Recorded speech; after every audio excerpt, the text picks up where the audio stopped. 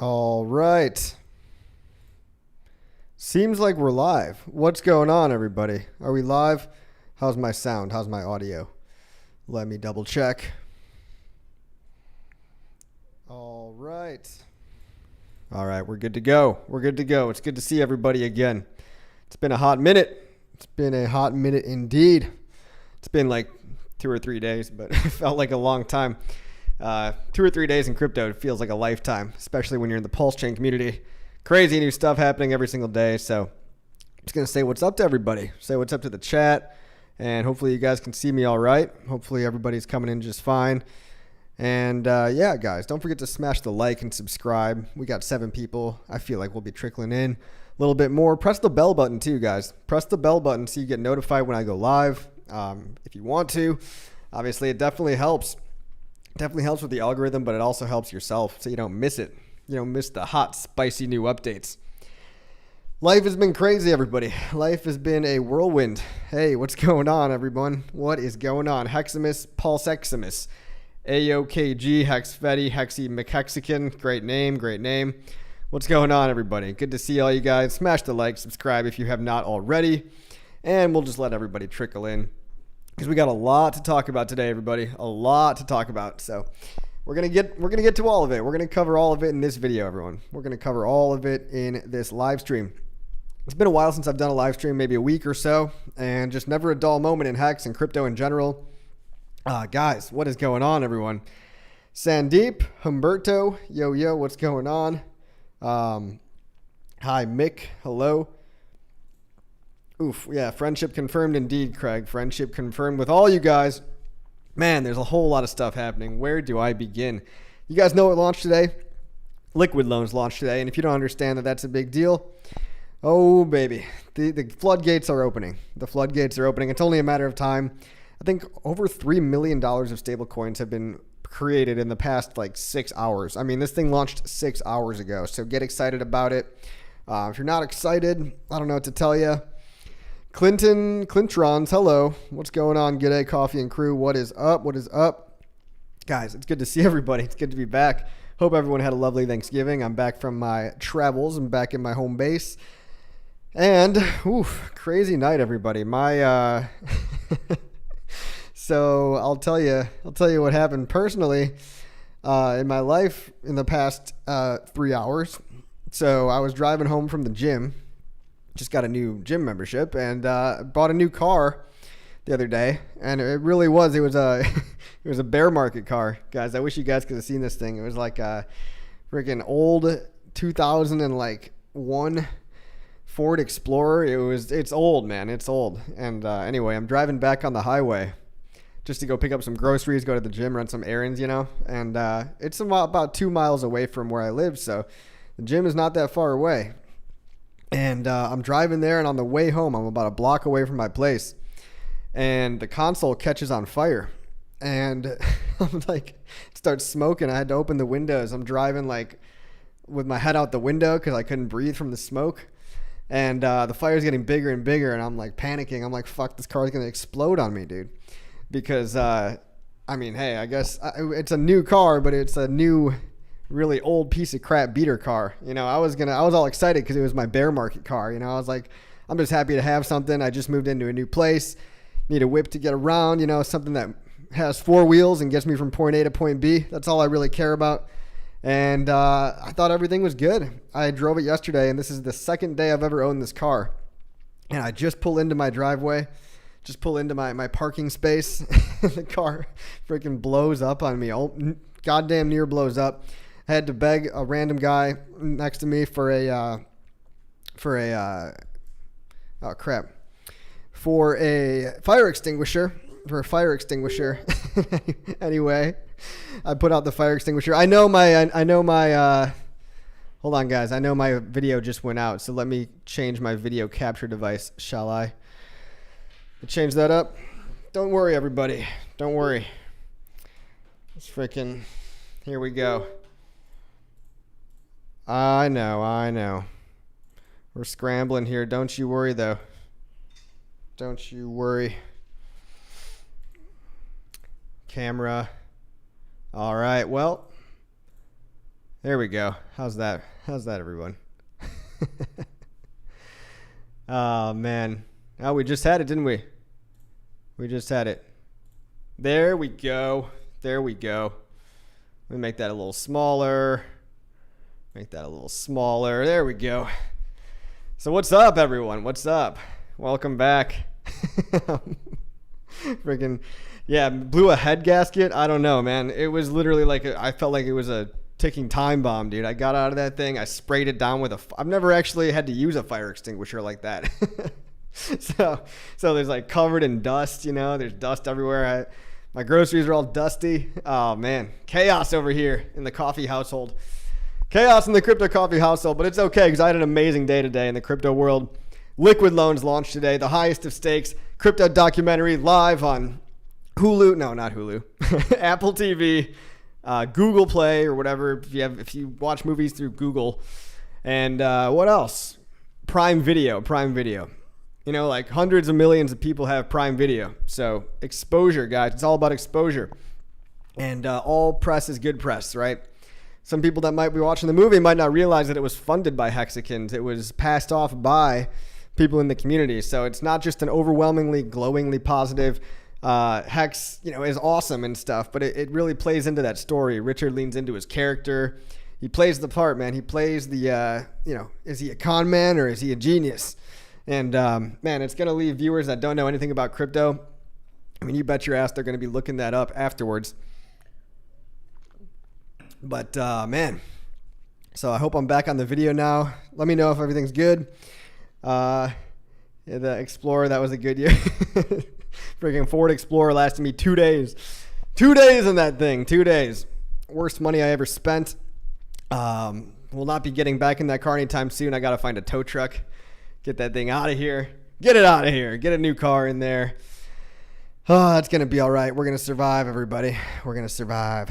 So, feel bad about your humble grind, which your car would have lasted longer. Yeah, no problem. No problem. You know, I bought a cheap car because I was like trying to save money. But you get what you pay for, guys. You get what you pay for.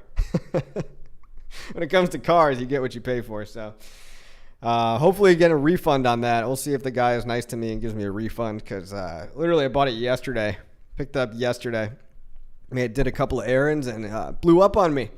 So it's sitting in the lot with freaking dust all over it.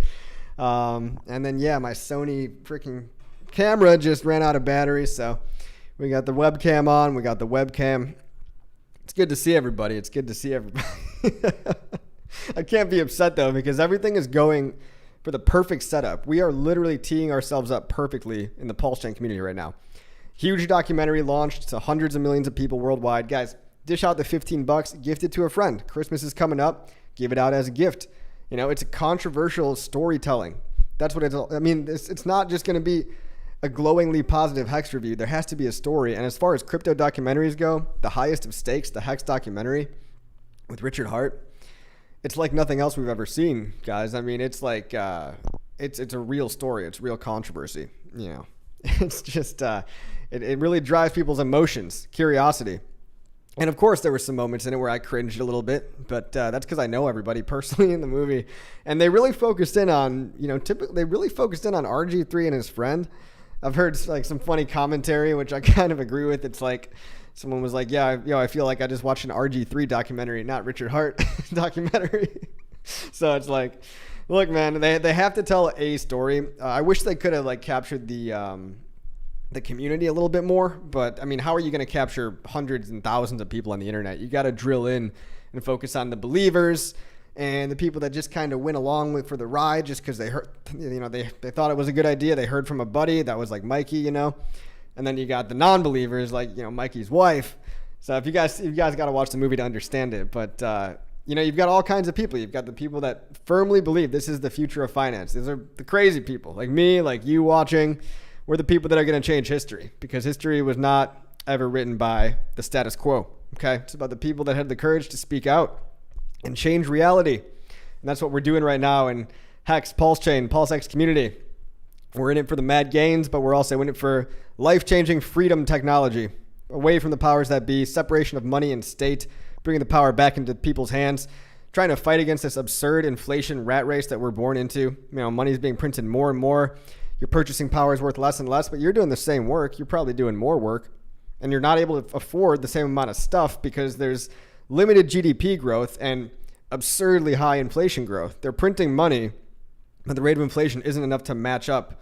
The goods and services are not growing at the same rate as the money supply is growing. So what does that mean? Shit's just going to cost more. Unless we can funnel all this excess money into a programmable version of money where the supply side is locked and fixed by code. And we trust math, not man, right, everybody? So we've got Hex with a fixed set inflation rate. It equates to about 1.8% a year, 3.69%, which in reality, with people on staking, is about 1.8% annually, with deflationary T-shares as well. Hey, we got a tip from Lee Colify. Thank you so much for the tip. We got another thing about Jesus. All right, thank you for the tip, bro. Or Lee Colify. Hope I'm saying that right. Thank you for the tip. Yeah, guys. Jerry Oaksmith says, I heard the documentary was based on a true story. Yeah, it's crazy, man. This is such a crazy story, what we're doing in crypto, what we're doing right now in PulseChain. It's earth-shattering. It's almost stranger than fiction, right? Some people waste their time watching TV shows all day, and I'm like, why not just participate in the greatest drama of Earth, you know? Earth, season whatever, season 2023 of Earth, dude. It's like you can't make this up. You can't write these characters. Richard Hart, dude with a top hat. The Willy Wonka of crypto is here to save everybody? Yes. Yes, he is. He's here to save everybody. Let me see if I can zoom in a little bit more on myself here. There we go. There we go. There we go. I'm a little bigger now. So yeah, guys, what are we talking about? What are we talking about today? Liquid loans launched. Liquid loans launched. I hope you're all happy about liquid loans launching. Guys, this thing was enabled by the Fetch Oracle. Now that we've got the Oracle live, liquid loans launched about a week afterwards. This protocol is huge. Now, on one hand, you've got a community full of people that all invested early. So this is one of those tokens that they raised money essentially in the top of the bull market. So they raised, I think, $50 million, somewhere around that. 8 digits. Okay, now did they need all that? Maybe not, but they still delivered. They still delivered. And you know, what they do with that money, it's really none of our business, but it seems like they've been doing a great job marketing. I mean, they've hired Walrus and that Matt guy and from Thailand, and just so many people. And you got, God, what's his name? The Scottish dude, Scottish Dave. God, all these guys, man, they're doing great work out there. And they realize that this is one of those protocols that's absolutely critical for the PulseChain ecosystem. We get our own very own stablecoin. $3.6 million of this stablecoin is minted on PulseChain right now. And that's backed by people's PLS at varying rates of collateralization. Now, I've got my coins. So I did 2 coins. I'll tell you guys what I did personally. I did 2 sacrifices. I did one sacrifice where I got the coins right away. And then I did another sacrifice where I delayed the coins by 18 months. So I have an 18-month lockup period. Or I forgot if it's 18 or 16 or whatever. It's in the teens, all right? And it's a lockup period, so I'll be getting the other half of my coins much later. So we're gonna be incentivized to see this do well, but you should want to, because an algo stablecoin with no middleman at a time where the choke points are all around us trying to cut off every single crypto on and off ramp. They're trying to basically spy on everybody, KYC, AML the shit out of everything. I fuck all your bags. That's what they want to do. They don't want you to be able to use crypto. They want to try to label it terrorist financing and all this garbage. It's really only a select couple of people. Gary Gensler, the Seaman Demon, Elizabeth Warren, the Karen of crypto. All these people, they hate you. They hate your freedom, and they're part of the bug-eating overlord, World Economic Forum types that think they know what's best for you. So they're going to shovel you all into cities and make you use a social credit score, government-sponsored CBDC, and if they don't like what you're spending your money on, they're going to shut you off, just like they did to the Canadian truckers in Canada. But we have a better way. We have a parallel financial system. So we're inventing a stablecoin that's pegged to $1 based on the price of PulseChain.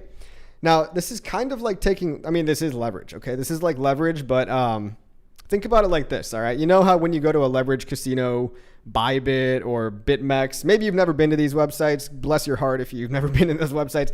You're not missing out. Don't worry if you're not a margin trader. But when you're trading a margin, you're basically taking out loans and trading with money that's not yours. But you're taking out loans on a multiple. So with margin trading, if I have $100 and I take out 10x leverage, that means I can essentially take a $1,000 position of a trade with only $100 down, meaning it's 10x. I'm trading at 10x collateral ratio. Now, on liquid loans, it's a little more conservative, right? So the minimum collateral ratio on liquid loans is 110%, meaning it's barely over 1. So meaning if I have a 10x over collateralized loan, if I put up $100 into liquid loans, I can only take out, let's say I want my loan to be 10x over collateralized, 1,000% collateralization ratio. It's actually on the other side of the spectrum, from 0 to 1, not from 1 to 100. So what I'm saying is that if I put $100 of PulseChain into liquid loans and I want to be safe and secure and have a 10x collateralization ratio, I can take out $10 of USDL stablecoin if I want that to be my ratio. So it's kind of like look, I don't want to say it's perfectly safe. All of this stuff has a lot of risk, okay? You've got Oracle risk. You've got smart contract risk. Now, these guys have been audited. They've been on testnet for God knows how long. They forked a very successful fetch protocol is forked off a Teller Oracle.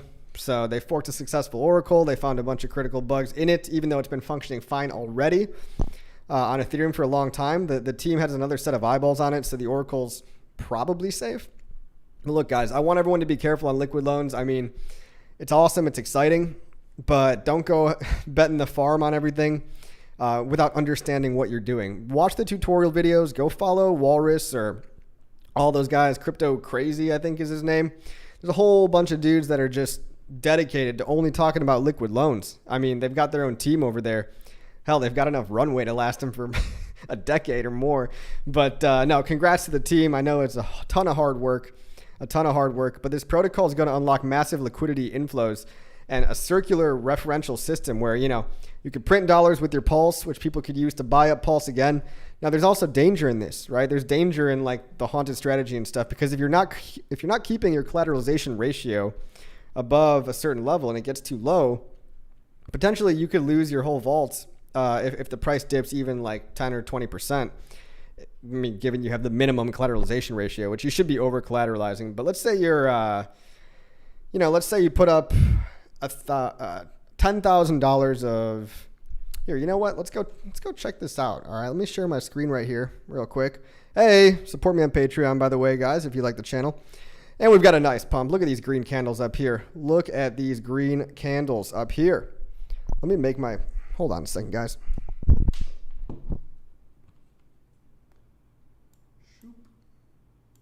Make that smaller. There we go. There we go. Just kind of adjust myself a little bit on the screen here. All right, let's go pull up liquid loans. What does that look like, huh? What does that look like? Liquid loans DApp is right here. All right, so you can borrow USDL. Now, let's say I wanted to put up 100 million USDL, right?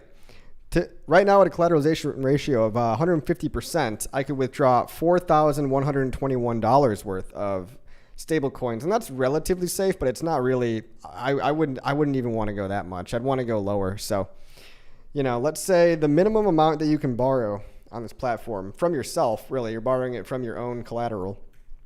And by the way, guys, if you default on one of these loans, basically what happens is your Pulse collateral gets eaten up by somebody in the stability pool. So it gets bought out, but you still get to keep the stable coins. So you keep the stable coins, you just lose your collateral position if it goes under your collateralization ratio. So let's say, I've got 100 million PLS up here for collateral. What is that at today's prices? I don't even know. But I can take out $2,000 at a collateralization rate of almost 300%, which is in the green zone, which is safe, but you could do it even safer as well. And then the liquidation price on this, which means when would I get liquidated? Basically, the price would have to drop by like 66%. The price would have to drop by almost 2/3. And it'd have to get to 0.000024 in order for you to get liquidated. Now, this does open up if everyone's like long with leverage, even though it's leverage less than 1, right? Like if you're opening up a vault on here, it's kind of like having a liquidity position of like it's almost like margin trading, but with 0.1 leverage, right? Now, instead of 10x leverage, you're taking out like 0.1 leverage or 0.2 leverage. If that doesn't make sense, guys, watch all the videos. I'll probably do some individual tutorials about this as well. But just make sure that you know what you're doing. Now, personally, what I've done so far is I've taken all the loan tokens I got. I just staked them in the protocol. I just staked all my loan tokens because there's no Fux farm for it yet. There's no farm on phux.io. Now, if that happens, I would definitely be putting my coins over there. But well, assuming that the yield is better. But look at what it says right here. The staking pool APR right now for staking loan token is only 0.16% APR. But basically what you're doing when you're staking loan token is kind of similar with every other protocol, right? It's like revenue sharing for the protocol. So you become the protocol, all right? You become the, it's like crowdsourcing all the fees and stuff. So theoretically, I mean, loan token could have a $0 value, but it doesn't matter because as long as you have that loan token staked, you get a steady stream of, basically steady stream of loan or PLS for people when they do redemptions, and USDL for people when they take out new loans. Okay, so those USDL fees and those PLS fees are going to the loan stakers. All right. Crypto Link says that APR is not correct. Okay, so yeah, maybe the data on this website is not totally accurate right now.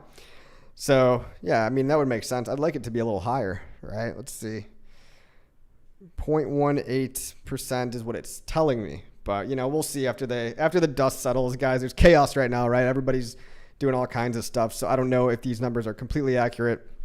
But, yeah, look at this, guys. You've got 2.73 million staked USDL. Okay. Total supply is already at 4.57 million, which means about 60% of all the USDL minted is also back in the stability pool, ready to eat up anybody that defaults on their loan. Ready to eat up anyone that defaults. So, I mean, it's surprisingly safe protocol, guys. Liquidity survived an entire bear market. The protocol that this was forked from, Liquidity, Liquity. And, it survived like an 85% dip in the Ethereum price before. So I'm not saying, nothing is without risk, okay? There's smart contract risk. There's Oracle risk. There's systemic risk to all this stuff. I mean, there's price risk too. A giant whale could try to nuke a whole, like in the most adversarial thinking, if a whale wanted to really try to suppress the price and wick the price down and liquidate a bunch of vaults, maybe they could, but it would take a while. Hey, thank you for the subscribe, Young Haas. Thank you for the subscribe. So there's risk to everything, guys, which is why that leads into my next point. I actually haven't taken out a USDL loan yet. I wanted to wait till the dust settles. I might wait a couple more days. And when I do, I want to make sure it's probably at least 5x collateralized. Like 500% collateralized, because that means the price could drop like 80% and I'd still be okay. And I think that's a risk I'm willing to take in a bull market. That's a risk I'm willing to take. Now in a bear market, things can drop more than 80%, but 80% sounds kind of safe to me. But guys, don't be surprised out there if you take out a loan and you under collateralize your loan and then the price of PulseChain dips. Right, I think some people get a little carried away with like, the haunted strategy is cool and everything. What the haunted strategy is basically, okay, you take out some USDL, you take out a loan, you wait till the price of PLS goes up, you buy PLS using the loan, you add it to your collateral vault again, and you wait till the price of PLS goes up, and then you take out some more money, and then you rinse repeat. But I don't know if a lot of people give enough thought to what happens when the prices go down. Prices don't go up and to the right in a straight line forever, which is like, also all the people that want to sell, right? All the people that want to just cheat out. I know you're out there, guys. Everyone that was just expecting to get their coins and instantly be able to return them for exactly what they were worth when you got in. Well, go ahead and sell them now, guys. Go ahead and sell them now. There's pretty low liquidity. And so people are like, look, the price is down. And it's like, bro, first of all, here's how new coins work. All right. You don't just magically start with a ton of liquidity, on a brand new project like this. And if you do, why would you want to take the ask side of that? Why would you want to take the sell side of that, all that sell pressure of a project that raised $50 million up front? So people are like, oh, there's only $40,000 of liquidity.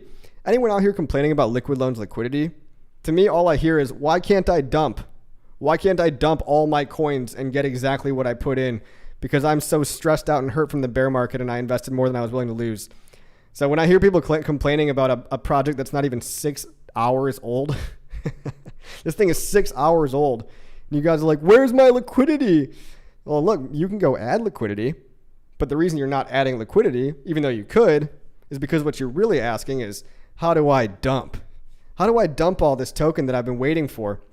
And if that was if that was what you were going to do all along, and you invested in this protocol not understanding what it was, then you're just not going to make it in general, guys. I mean, you need to do the research on what you're investing in. And so for a 1-day-old protocol that already have $40,000 liquidity and counting, right? Let's check out the liquidity on this thing. Coins don't just start off. Liquidity has to build up typically organically, right? Typically liquidity will build up organically over time. And you're not just going to get $1 million liquidity so that you can dump. Because guess what? You think you're the only person with that idea? Mr. Jeets out there? All you Jeets out there. I know there's a lot of people thinking like this. Do you really think liquid loans is just like another lottery ticket? Because if you do, then try to sell right now. Sell right now, take a 50% haircut, and get out and stop complaining. But this protocol is so huge, and it's so funny to me when I see people like, well, there's not enough liquidity after like it's been 6 hours. Like, bro, you guys got to realize that when new coins launch, let's take a look. Loan token, $65,000 of liquidity right now. $65,000 of liquidity. And of course, the chart's going to look like that because someone just paid an absurd price and then dumped it at an absurd price. All it takes is a tiny, tiny little person to buy up there to make the price chart look like that. But look, it's brand new coin, hours old, 65K of liquidity. And you want the liquidity to be relatively proportional to, look, at the beginning of a project, right? If you want to rinse out all the Jeets, if you want to rinse out all the pleb, paper hand, lettuce hand soy boys that just wanted to get their money back out, of course you're going to have a relatively small liquidity pool. The liquidity pool should be relative to the people that you're trying to rinse out. So now everybody that invested, $2,000 or whatever, they can sell their $2,000. They can maybe make like $1,000 back. And then congratulations, you can go home, take a 50% loss. At least you weren't holding that through the whole bear market. But, people need to realize that even if loan token had no price, it would still be worth holding because it generates you PLS and USDL in passive income by staking from the protocol fees.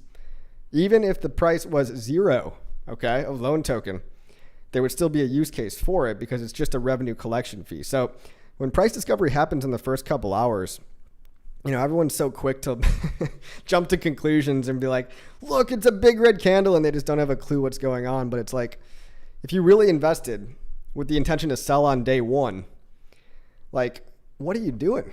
Like, that is just not how you play this whole game, right? Like, you waited till the launch, and now you get to wait some more for the price to go up. Like, all these people thinking that, oh, what did you think was going to happen? The price was going to go up and to the right in a straight line from the minute that it launched. With a project that raised $50 million, guys, think about all the plebs in that $50 million pool. There are so many plebs in that pool of $50 million people. Probably not you guys watching, but a lot of people just jumped on the bandwagon, and a lot of people, like, it blows my mind. They'll buy into something without even understanding what it is or what it does. So look, if you don't get it, if you don't get how big of a deal this is, that we have our own algorithmic stablecoin, we've got Earn protocol coming, got the same thing for PulseX. It's coming around the corner. I don't know when Power City's going to launch that, but that's going to be awesome too. But it's just like, it's funny to me when I see people complaining about there's only $65,000 of liquidity. Like, that's a lot for a project that's 6 hours old, bro. Why does the company owe you more? Why does the liquid loans team owe you more liquidity? Why do you have expectations that the team is going to add liquidity so that you can dump your coins and be a pleb? When really, so I think it's very strategic of liquid loans to keep the liquidity around that lower region, maybe for the first week, where gradually maybe it'll ramp up. But you need to rinse out all the idiots that just didn't know what they bought. Not you guys watching. I'm sure most of you guys watching are a little more sophisticated, I'd like to think. But, this project raised $50 million. So you've got a lot of weak hands to rinse out. So, keeping the liquidity pools kind of, they're not small, but anybody with a couple hundred or couple $1,000 position can jeet their bags.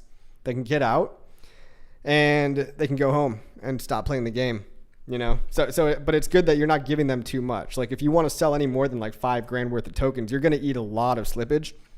And that's how it should be. That's how it should be for people that want to sell after 6 hours. It's hilarious to me that people complain that their product, oh my God, it launched and it didn't go up and to the right and it didn't do a 10x in the first 3 hours. It's so funny, man. That kind of mentality. Like, what you think you're buying a scratcher ticket, bro? You go to the gas station and do that. This is a pretty advanced protocol. These are people working very hard. So shout out to the Liquid Loans team. And now it's out there. It's out there for us to take advantage of. Again, just going back to me personally, I have not taken out a loan yet. I want to wait for the dust to settle. Like, I'm hearing right now in the chat that these APRs might not even be correct. So I'd like for that to be fixed first. I like to take out my own my loan when I know that everything is kind of stabilized. And I've staked all of my, hey, thank you for the subscription, Sule Olugbeha. And I've parked all my loan token in the staking pool at least until there's a liquidity yield farm going on. If there's a yield farm, I'll probably move it over into the yield farm depending on, the risk and what tokens it's paired to and everything.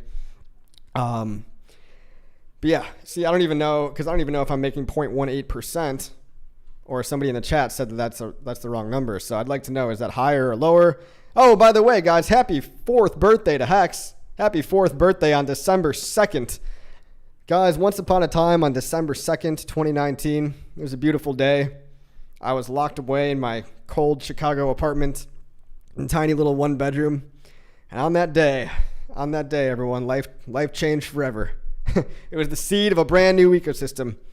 And then, of course, May 13th is another date. But, guys, 4 years of flawless operation, 1,428 days, flawless operation. I don't even know. Did I get those days right? I might have got that wrong. Happy 4th birthday to Hex, everybody. Happy 4th birthday to Hex. And really, it's the first birthday of PulseChain. PulseChain is 0 years old. PulseChain, Hex, and PulseX are 0 years old on the PulseChain network. But eHex has a track record of never being hacked, never going down, not being a middleman, not taking anyone's private keys away from them for 4 more years. So I just don't know what people are waiting for sometimes about Hex and all the fears, all the FUD. A lot of people FUD themselves that it's somehow not safe. Like, look, the price goes up and down a ton, but from a technical point of view, it's about as safe as it gets, right? This protocol, hex.com, you might have heard of it. It's not going anywhere. Like, it's not going anywhere. It's just solid. It just sits there. It's like an isolated modular code, no admin keys, triple audited, 1 economics audit, 2 technical audits. It's incredible, man. 200-day-old PulseChain just got an algorithmic stablecoin, Liquid Loans. That's right. And by the way, guys, the Coast team at gainpulsechain.com, everybody, use my invite code for 5,000 free weight tokens. It's going to be another game changer as well. But it's funny, people minted more stable coins in 6 hours on Liquid Loans than they've minted on Coast gainpulsechain.com in the last 3 months. Now, there's a reason for that because, there's banking systems and choke points and people don't want to KYC themselves. But after people get more and more familiar with this system of buying CST, this is basically another traditional financial on-ramp and off-ramp. Okay, using a trust fund, staying outside of the flow of funds. They've launched in tons of countries, like tens of countries, all over the world. So gainpulsechain.com is another game changer. And once people get familiar with that, it's going to be a little more of a slow uptick, you know what I mean? But gainpulsechain.com is going to be a great one. I could pull that up as well. 0xcoast.com. If you guys don't have an account on here already, you can link a Wise account, Revolut. You can do ACH transfers, wire transfers, and get your money onto PulseChain before the train leaves the station. Because look at these pumps, everybody. 14% up on PLS today, 11.8% up on PulseX today, 11% up on INC token, 15% gains on PHEX, and the EHEX-PHEX ratio is sitting at about 1 to 1.9. So right around that 1 to 2 mark, kind of hovering right there. That's the sweet spot. I like it right there because that's where my liquidity position is break even at. I do have an EHEX-PHEX liquidity position, by the way. So you guys know that every time we deviate from 0.5 to 1, old crypto coffee's got some impermanent loss. So you're welcome, guys. I'll tell you my secrets. I'll tell you all my secrets. But you know what's crazy, guys, is that the trading yield just the LP rewards that I've got from people swapping EHEX to PHEX and back and forth over the past 3 months has eaten away all my impermanent loss. And I was up like a good amount of EHEX and a good amount of PHEX just by being patient, just by trusting the process, leaving my EHEX PHEX pair in there. Now I guessed, right? I did guess, and everyone's guessing at the end of the day, but I guessed that when EHEX hit about 50% of a PHEX, I figured maybe that was a good time to deploy my liquidity position. And then it dipped to, 0.4 to 1, and then it rose up to 0.6. But it seems to be hovering and reverting back to the mean around 0.5 to 1, meaning EHEX being worth about half of a PHEX. So maybe I just got lucky on that, thinking that 50% EHEX PHEX ratio is just a nice round number to go in at. But I would like if it stays there, but I would like even more if they somehow got to price parity. But, that's a far-fetched narrative. But it's still on the table, guys. It's still on the table.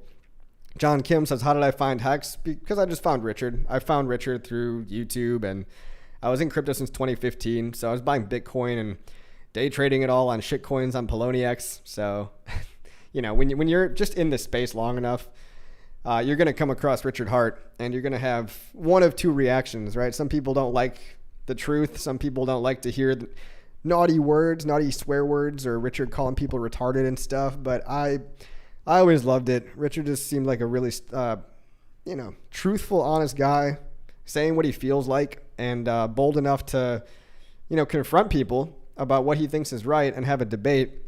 And I think some people are just turned off by the bluntness of the guy, maybe. I don't know. I still have never really... I think the people that really hate Richard are just probably insecure about what they see in themselves or what they don't like about themselves. Like maybe they put so much effort into putting on this front that they're like a professional, like I've got my suit and tie and I'm a venture capitalist and you should take me seriously. And then Richard just comes in here and he's like, yeah, all these projects are bullshit. They're not freaking decentralized. They all got admin keys. It's fake DeFi, and people don't like to be told the truth, right?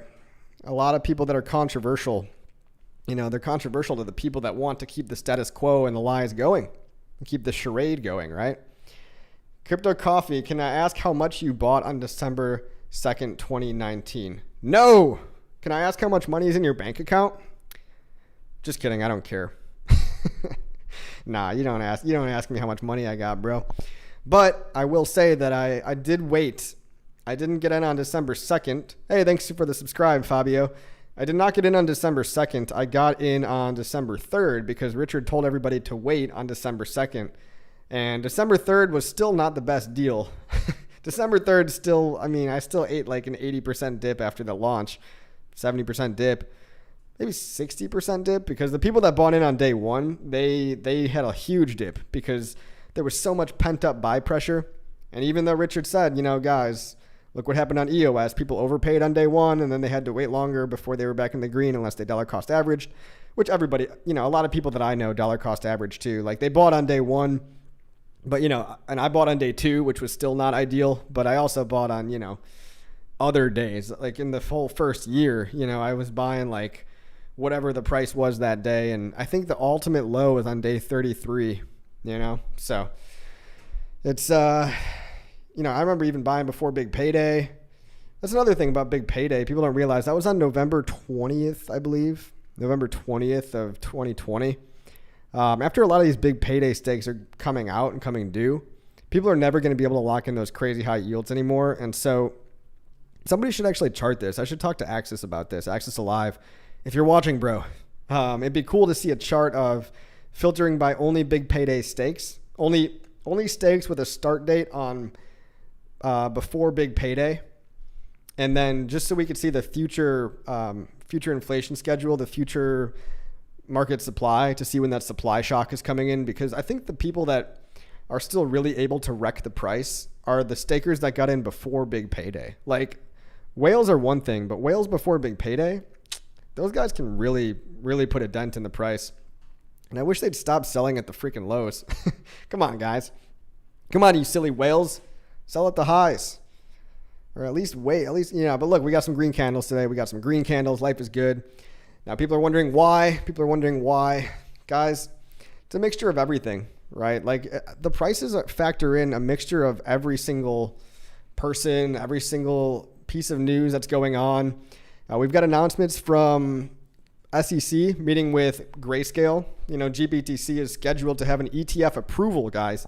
Bitcoin ETF approval.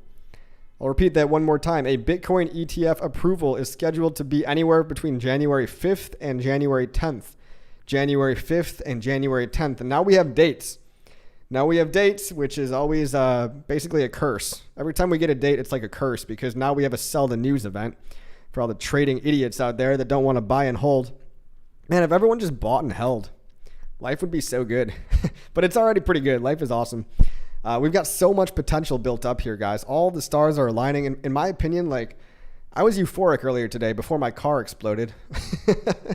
I'm still pretty happy, but like, I was pretty euphoric earlier today because I was just seeing the future. I was like, oh my God, like we're building the rails. We're building the infrastructure. We've got liquid loans is out. We've got earn protocols going to be out. We've got Pulse domains on the way. You know, you can replace the whole public address system with Pulse domains, PNS domains. I love that it's called PNS. Yeah, it's going to be awesome, guys. We're building all the infrastructure now. You can see the typical financial system crushed all around us. It's crumbling. The traditional finance, banks are failing. They're printing more money. They've got to go to wars to justify printing more money. And like everybody knows the stock market's a Ponzi. Everybody knows real estate's a Ponzi. And the crypto Ponzi is just the best one, guys, because it's alternative money. It's an alternative financial system. And luckily they haven't tried to stifle anyone's free speech on that yet. Hopefully, maybe they'll come for it one day, but then you know what? I just start a new channel or I go to Rumble or something. But yeah. Trade Mode Jane says, that sucks. 0x Coast doesn't support Texas. That does suck. Texas and New York are like two particularly hard states to, I think, get licenses in. You could you could go on vacation, get yourself a VPN and go on vacation and make an account in a different state. Wink, wink. I don't know if, I don't know. I'm just saying VPNs exist. I like NordVPN or TorGuard or Proton, Proton Mail. They've got a VPN service as well. I believe it's outside of the Five Eyes or whatever.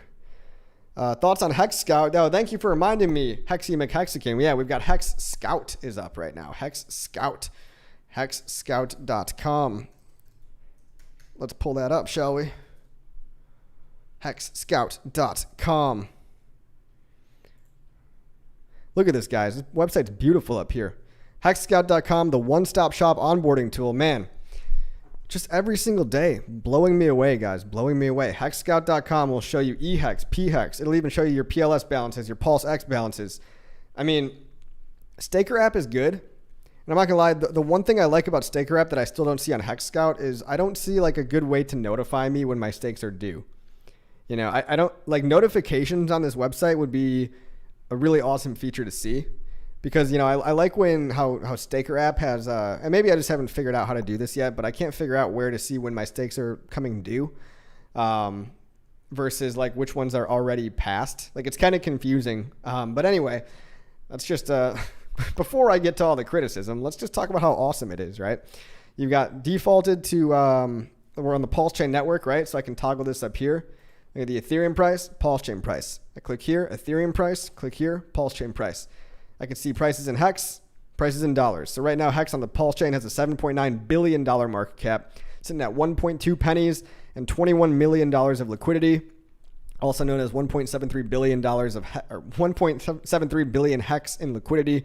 You can buy or swap right from here, guys. If you want to buy some Hex with your credit card, it lets you buy ETH on Change Now. Okay, buy some ETH on Change Now. All from the same website. You can even open a new stake. And it's got tutorials, guys. If anybody's brand new to Hex, brand new to the ecosystem, here's a couple of websites y'all need to bookmark, okay? HexScout.com, GoPulse.com, and finally, for all your tools, GoRealDeFi.com. All right, GoRealDeFi.com right here. Shout out to RH Maximus. Look at this guy, man. He added the Ethereum DEX, the PulseChain DEX, the Blockchain Explorer, the Blockchain Launchpad, the PulseChain Bridge, the Hex staking. They're all hosted on IPFS right from this centralized website. So by decentralizing all the websites, all the tools, what Richard's done, the ripple effect that this actually had was that you've got a whole bunch of individual people now. PulseChain Foundation, RH Maximalist, Tangang, HOA, all these people are now making their own centralized websites. So there's a decentralized community making of centralized websites. You just pick whichever one you like. You know, bookmark gorealdefi.com. It's your one-stop shop. You'll never need to go looking for links again. Okay? Just like you bookmark hexscout.com, you'll never need to go anywhere else. You could track all of your hex addresses, all of your, you know, buys, sells, portfolio, even your Maximus perpetuals. If you've got Deci, Lucky, you know, if you've got pooled stakes, like 1 year, 3 year, 7 or 10 year pooled stakes, see those on Hex Scout as well. You know, make your Coast account. But yeah, really guys, it's going to be for new people. GoRealDeFi.com. It's number 1. HexScout.com, number 2. And then GoPulse.com. That's number 3. Look at these nice, girthy green candles. Oh, so beautiful. So beautiful, everybody. And all these websites are cool because look, they all follow the same ethos of the best way to protect customer data is not to store it. So GoPulse.com. They don't run ads. They don't sell your data. They don't even collect it. They don't pay anybody. Everything is word of mouth, just like all the good Hex stuff should be, right? It's all word of mouth. It's all word of mouth. I've never been paid to promote anything. Never, ever, ever, ever. Hex Scout. I believe they don't collect any data, right? I believe they don't collect any data about us. Let's see. Well, they're coming out with a mobile app and a Google Play Store app pretty soon. You got the news over here. I guess that's up and coming soon. But look, guys, I mean, you could watch whales. You could see the staker class. So when it comes to statistics in Hex, right, we've got 124,600 Hex stakers. And that's today's price. I mean, today's stats, these are growing every single day. These are growing every single day. Pooled stakes. Look at all the pooled stakes, guys. There's premiums on everything now. Looks like there's premiums on everything. So much for that discount zone, right? Oh, wait. No. These are discount. Okay. All right. So this is weird. So it says premium, but it's got negative 20%, and that's green. So maybe, you know, I would do a couple things here. Hex Scout guys, if you're listening, I would change the column title to premium/discount. And then when things are negative, yeah, I don't, you know, maybe this is good because I get what you're doing. You're indicating that green is good because it's negative. Normally when things are negative, I'm used to them being red. So these are actually still huge discount opportunities, guys. So my initial reaction was wrong. Basically, what you see on the screen right here for all the pooled stakes is you've got a 7% discount on Trio. You've got a 20% discount on Lucky. That's a 7-year. 39% discount on Deci. This is insane. Guys, I've been stacking up Deci like a lot. I've got a good chunk of it. This discount's just not going away because I guess people still just don't understand long-term holding, or like they just don't want to. Everybody just wants to buy low and sell in the next 2 years and wash their hands and be done.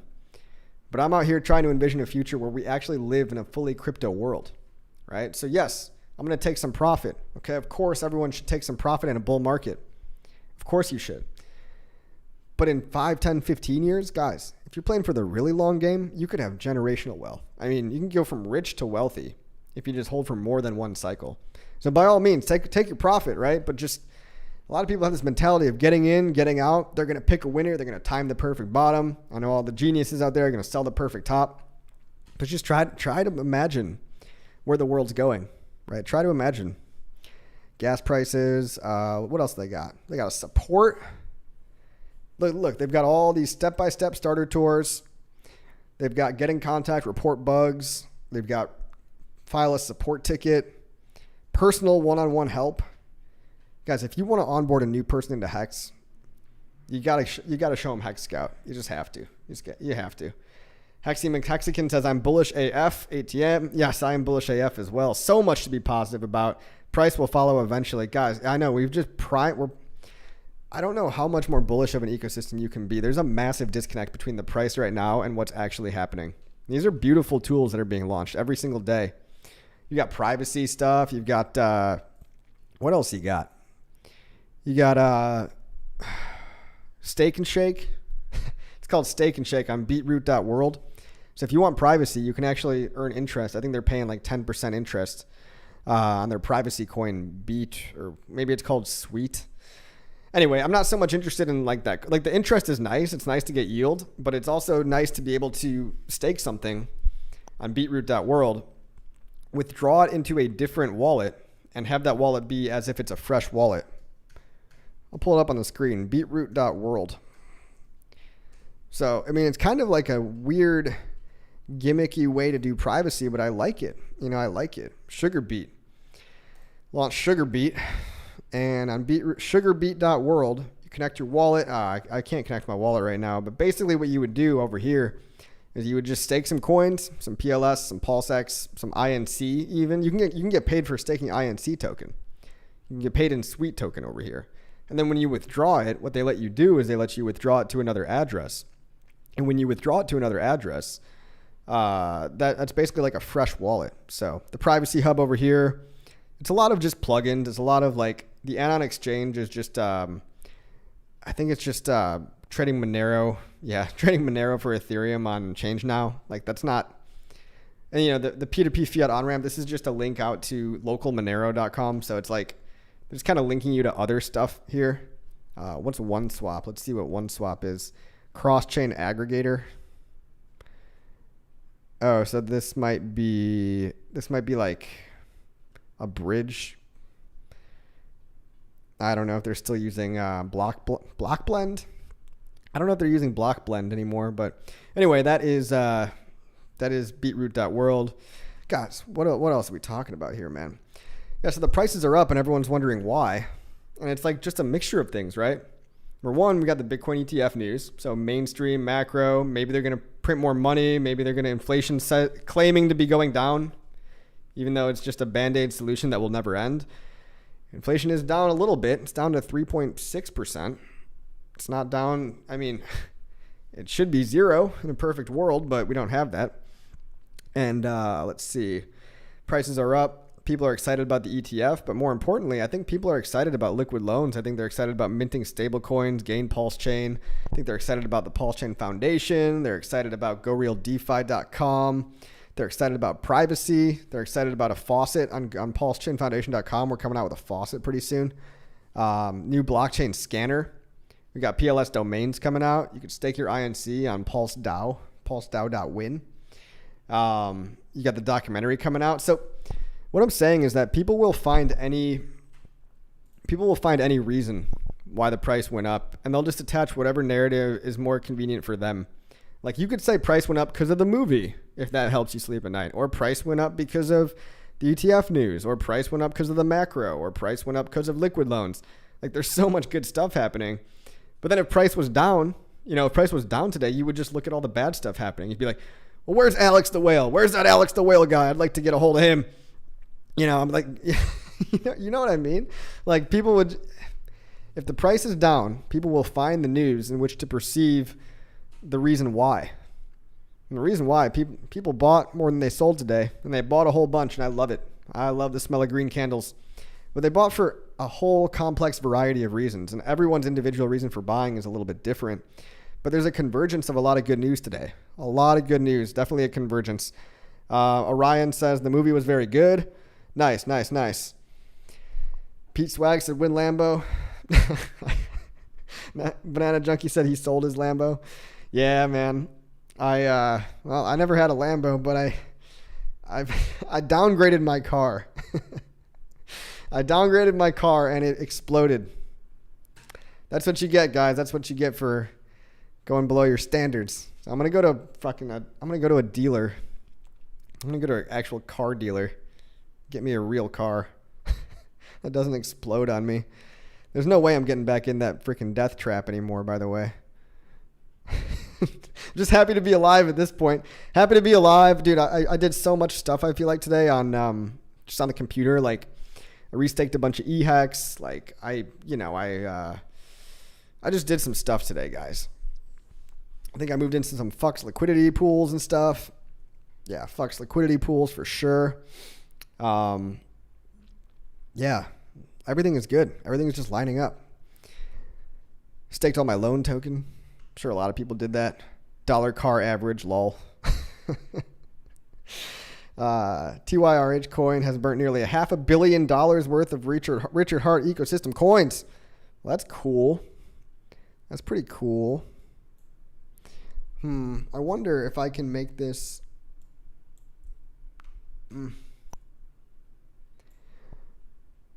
Well, Coffee, go check out the ranking of THOS on Apple TV. I did try that. Let's see. The highest of stakes. Apple TV. The highest of stakes, Apple TV. You got a Reddit post about it. I don't know how I see the rankings without logging in. Like, I haven't logged in. But here you go, guys. Apple TV. Look at that. King Richard. Thank you, Richard, for all you've done. Hope you're watching. Hope you're doing okay out there. Everyone's like, Richard's running from the cops. You know, people have no clue how, like, the justice system works. And, like, they didn't even try to serve Richard, dude. They barely even tried. They couldn't even get his address right. You know the address that they put? They tried to invoke the Hague Convention. I think I'm saying that right. The Hague, Hague Convention. It's where you can, like, it's the process by which you ask another country to serve somebody into a U.S. court system. And they look, I feel like he doesn't even live in Finland, but they're like, he lives in Helsinki, Finland. And then they post the address and it's like, bro, you literally posted the address where they had a Hex meetup one time. Like the building that they posted as his address, Richard's address. Like these guys did an embarrassingly small amount of research, right? You want to serve Richard. I'm sure he's just waiting around in his underwear, waiting to get served. But you guys are too lazy to fucking find him at the SEC. Like you didn't even try. Like he lives in Helsinki. You probably got the information from like that freaking mentally unwell dude that like probably made some. It's so funny. The address that they put was where, like just the location that they had a Hex meetup at one time. It had nothing to do with. It was like an industrial. It was like not a house. You look at the building on Google Maps and it's just like like a meeting, like a kind of an office type of building. It looked like. There's RG3. Is it the investment of a lifetime or the steal of the century? So yeah, Richard's just sitting around, and if they're gonna serve him, he's not running. But if they're gonna serve him, they gotta do the work to figure out how to actually serve him. And if they're too lazy to do that, or if their funding gets cut, or if Gensler gets fired, which I hope happens, a lot of things could happen in the meantime. But hey, in the meantime, 30,000 signatures on pulsepetition.org. The Pulse. Nope, not the Pulse. Pulse Petition. Type in with one hand here, guys. .org. PulsePetition.org. Man, I'm so happy to be alive today. Car almost exploded on me. 31,736 signatures on the PulseChain petition defending blockchain technology as freedom of speech. Yours truly, Kinetics, and Daniel have paid for a lawyer named Robert Barnes, who has defended the likes of Kyle Rittenhouse. You might have heard of him. Wesley Snipes, you might have heard of him. He got these guys out of prison sentences for much higher stakes. No pun intended. He's gotten bigger people out of higher stakes situations, and he actually fights for the ideology. He's on Team Crypto. I mean, he's one of us, basically. He's got the same ideology, and we're uniting together to basically say F you to the manipulation of the SEC, who's doing the opposite of protecting investors. Reckless regulation by enforcement and insulting all of us, thinking that you're too stupid to understand what you got yourself into. Well, we don't need them. And so we're going to file this Amicus brief. So we dished out some cash. All you got to do is sign this petition with the real information, real people, guys. These 31,000 people are real people, guys. And so, yeah, you can read the Amicus brief. Maybe it's called Amicus. And basically, anyone that was either directly or indirectly affected by this case, which should be all of crypto, really. Anybody that cares about freedom in general is affected by this because it's a chilling effect, right? If the SEC gets their way in basically suppressing free speech, because money is free speech. Money is free speech as shown in case law, Buckley versus Vallejo, 424 U.S. and Citizens United versus Federal Election Committee. Money is a form of free speech. Therefore, by trying to suppress Hex, PulseChain, and PulseX, they are directly telling us that we can't publish free speech. We can't edit a blockchain. We can't publish information on a public ledger. It's like saying nobody can use a printing press, right? How dumb is that? They clearly don't understand what they've gotten themselves into. So we're fighting back on that front as well when the time comes. I mean, after they do their due process. They haven't even served the guy. Richard's running from the law. Guys, idiots. Fucking idiots out here, man. He's running from the law. How about you actually serve the guy? How about you figure out where he lives? The SEC just got a kind of a slap on the wrist too from I think it's some court. I don't know. You guys need to go follow Nuclear Herbs on Twitter. Basically, the SEC just got in trouble for lying about this one company, basically doing what they always do and assuming guilty till proven innocent, right? They said this one company was shutting people's bank accounts off when really it was their banking partner. Nothing to do with crypto. Their banking partner was part of the traditional financial system, okay? And these guys, this company's banking partner, part of the traditional financial system, was only cutting off bank accounts to international accounts. But somehow, they claim that this crypto company was trying to evade, international money laundering. They'll throw every word in the book at whoever, right? Just because they want to make a point, because they want to put scare tactics on crypto and put the chilling effect. It's called Operation Choke Point 2.0, but they won't talk about it. They won't say that's what it is. But it's just the lizard people at the Fed, man. Banana Junkie says, there's RG3. Big sigh, LOL. Yeah. It's crazy. People don't realize too that we this is a movie funded by Hexicans. I mean, I donated to this movie, right? I wanted to see it come out. We all had rights of refusal, I think, too. They all had last right of refusal, meaning if Richard didn't want this up, if Kinetics didn't want this up, if RG3 didn't want this up, they could have said no. But why would they? Because this is a pretty damn good story, guys. This is really, really good storytelling. I mean, epic soundtrack. It almost does seem stranger than fiction. They made this documentary such that it's like, it's almost too, you can't believe it's real life. You're like, is this really happening? Like, how is this happening somewhere? And yeah, some parts are cringe, of course, but it's supposed to be like that. You let the reader, you let the viewer decide for themselves. You don't tell them what to think, right? And there's always going to be people that don't want to take risk. There's always going to be people that, everything's a scam to them. Every new thing is a scam to some people. I mean, shit, like, I'm trying to think of something dumb that people get mad about. Twitter rebrands to X. Someone on Twitter is angry about that. They're complaining about the rebranding of the X on the same platform that they're complaining about it. Someone's talking about Grok coin selling off hard. Well, yeah, dude, that's what's insider pump and dump meme coin for you. There you go. There's going to be a new one next week. It's Grok this week. It's going to be, God, who knows what the popular thing. It's going to be Cybertruck coin next week. Watch, because the Cybertruck is shipping. Watch, I'm going to call it right now. There's going to be a Cybertruck coin. Because that's going to be the popular thing. Which I'm totally going to buy a Cybertruck, by the way. 0x Coast is the same as Coinbase. Why is that scary? It's not scary. I'm not scared. But some new people are scared of it probably because it's just a new fiat on-ramp. But really, I mean, it's the same. Look, it's a new platform, so it doesn't have the Lindy effect. The Lindy effect basically says the longer something's been alive, the longer it's expected to be alive. So the probability of a restaurant that's only 5 months old failing in the next 5 months is higher than the probability of a restaurant that's been around for 2 years failing in the next 2 years. Okay?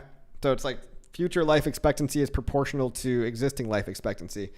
And that's a classic chicken and egg problem. So with things like Coast, gain, PulseChain.com, go sign up today, 5,000 free coins. They take time for people to just get familiar with. I mean, because there's people running it, you got a KYC, but look, it's really simple. They don't issue a stablecoin unless you put in a real dollar from your bank account. So every CST stablecoin that exists is literally backed one for one. They don't do any reserve requirements. There's no lending. There's no magic made up money. They don't do what Tether does and have like cash and cash equivalents. No, it's literally just people put in cash and they mint you a representation token of $1.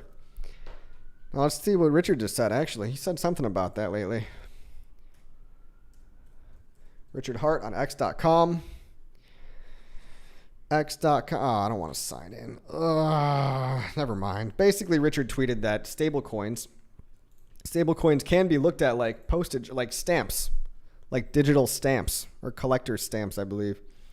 So if stable coins are more like that than they are like a dollar, they're potentially not even legally under the same jurisdiction as dollars, which would lead to a lot freer world, a lot more competition in the crypto space.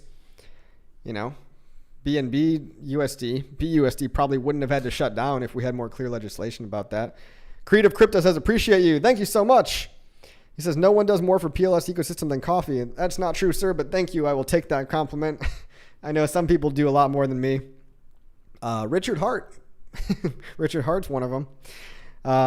Yeah, coffee. It was a case in Utah. Great post by Nuclear Herbs. Thanks, Creative Crypto. Yeah, so go follow Nuclear Herbs, guys. Go follow Nuclear Herbs because he's taught me a lot about the legal system.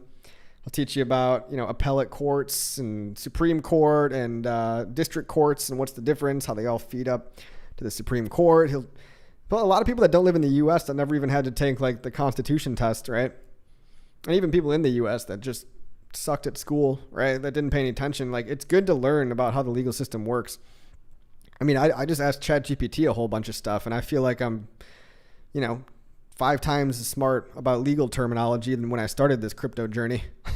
I know so much more about the law now than I never would have thought I'd have to know. Crypto is one of those crazy industries where it combines law, technology, money, like sports teams, community, camaraderie, economics, even like, I guess, cryptography, if you want to get into that weird side. Like, it's just so many industries, so many, I don't know what you'd call them, academic things.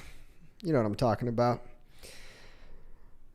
Does/will Coast work in New York? You might want to ask that in the Telegram chat, dude. I'm not sure, Tom. They do have a Telegram chat. I don't work for any of these companies, by the way, but New York is notorious for being one of the hardest states to get licensing in. Because it's New York. Like, why would you want to move to New York, guys? Freaking concentration camp. I just offended everybody that's in New York now, which is probably like 10% of my viewers, lol. Win THOS2 without RG3. Banana Junkie hating on RG3. Look, man, that guy did a lot for Hex that we don't realize behind the scenes too. But he plays a good character. I mean, come on, he's LARPing around as a pirate. I think it's pretty entertaining. It's just when you know the guy in real life, it becomes more funny, right? Yo Mammy with the super chat. Yo Mammy with the super chat. I gotta say thank you to Yo Mammy. Thank you so much. IMPLS update. Thank you, bro. Well, you want an IMPLS update? Well, there's IMPLS is doing some interesting stuff. I've still staked some of my PulseX liquidity positions in Impulse. Not the whole thing, right? It's not audited. There's a lot of risk to IMPLS. But I still have a tiny bag of like my liquidity positions from PulseX that I moved over there for a little more yield. They've got some other protocol called Bro, BRRO, where they've got PulseX, single-sided staking. The only catch is that there's a 4% in and out fee. So you got to make sure, if you're going to put a lot of PulseX in there, you got to calculate how long is it going to take you to make up that 4% that you paid for the in-out fee. So, but they're doing stuff over there. Kairos is keeping it alive. He's adding more farms adding kind of a lot of like meme coin degen farms that I'm not so interested in, but there's stuff happening over on Impulse. There's stuff happening for sure. Hasn't gone down yet, but guys, it's risky. Guys, Impulse hasn't been audited, so I still think it's risky, but I do have a little bit in that yield farm. I do. Helsinki, not Helsinki. Sorry, dude. Helsinki. God dang it. Sorry, Shane Perry. Helsinki. Brain's not working right. I just almost blew up in a car. Helsinki. I'll never forget it again. Sorry to all my Finnish bros. Helsinki.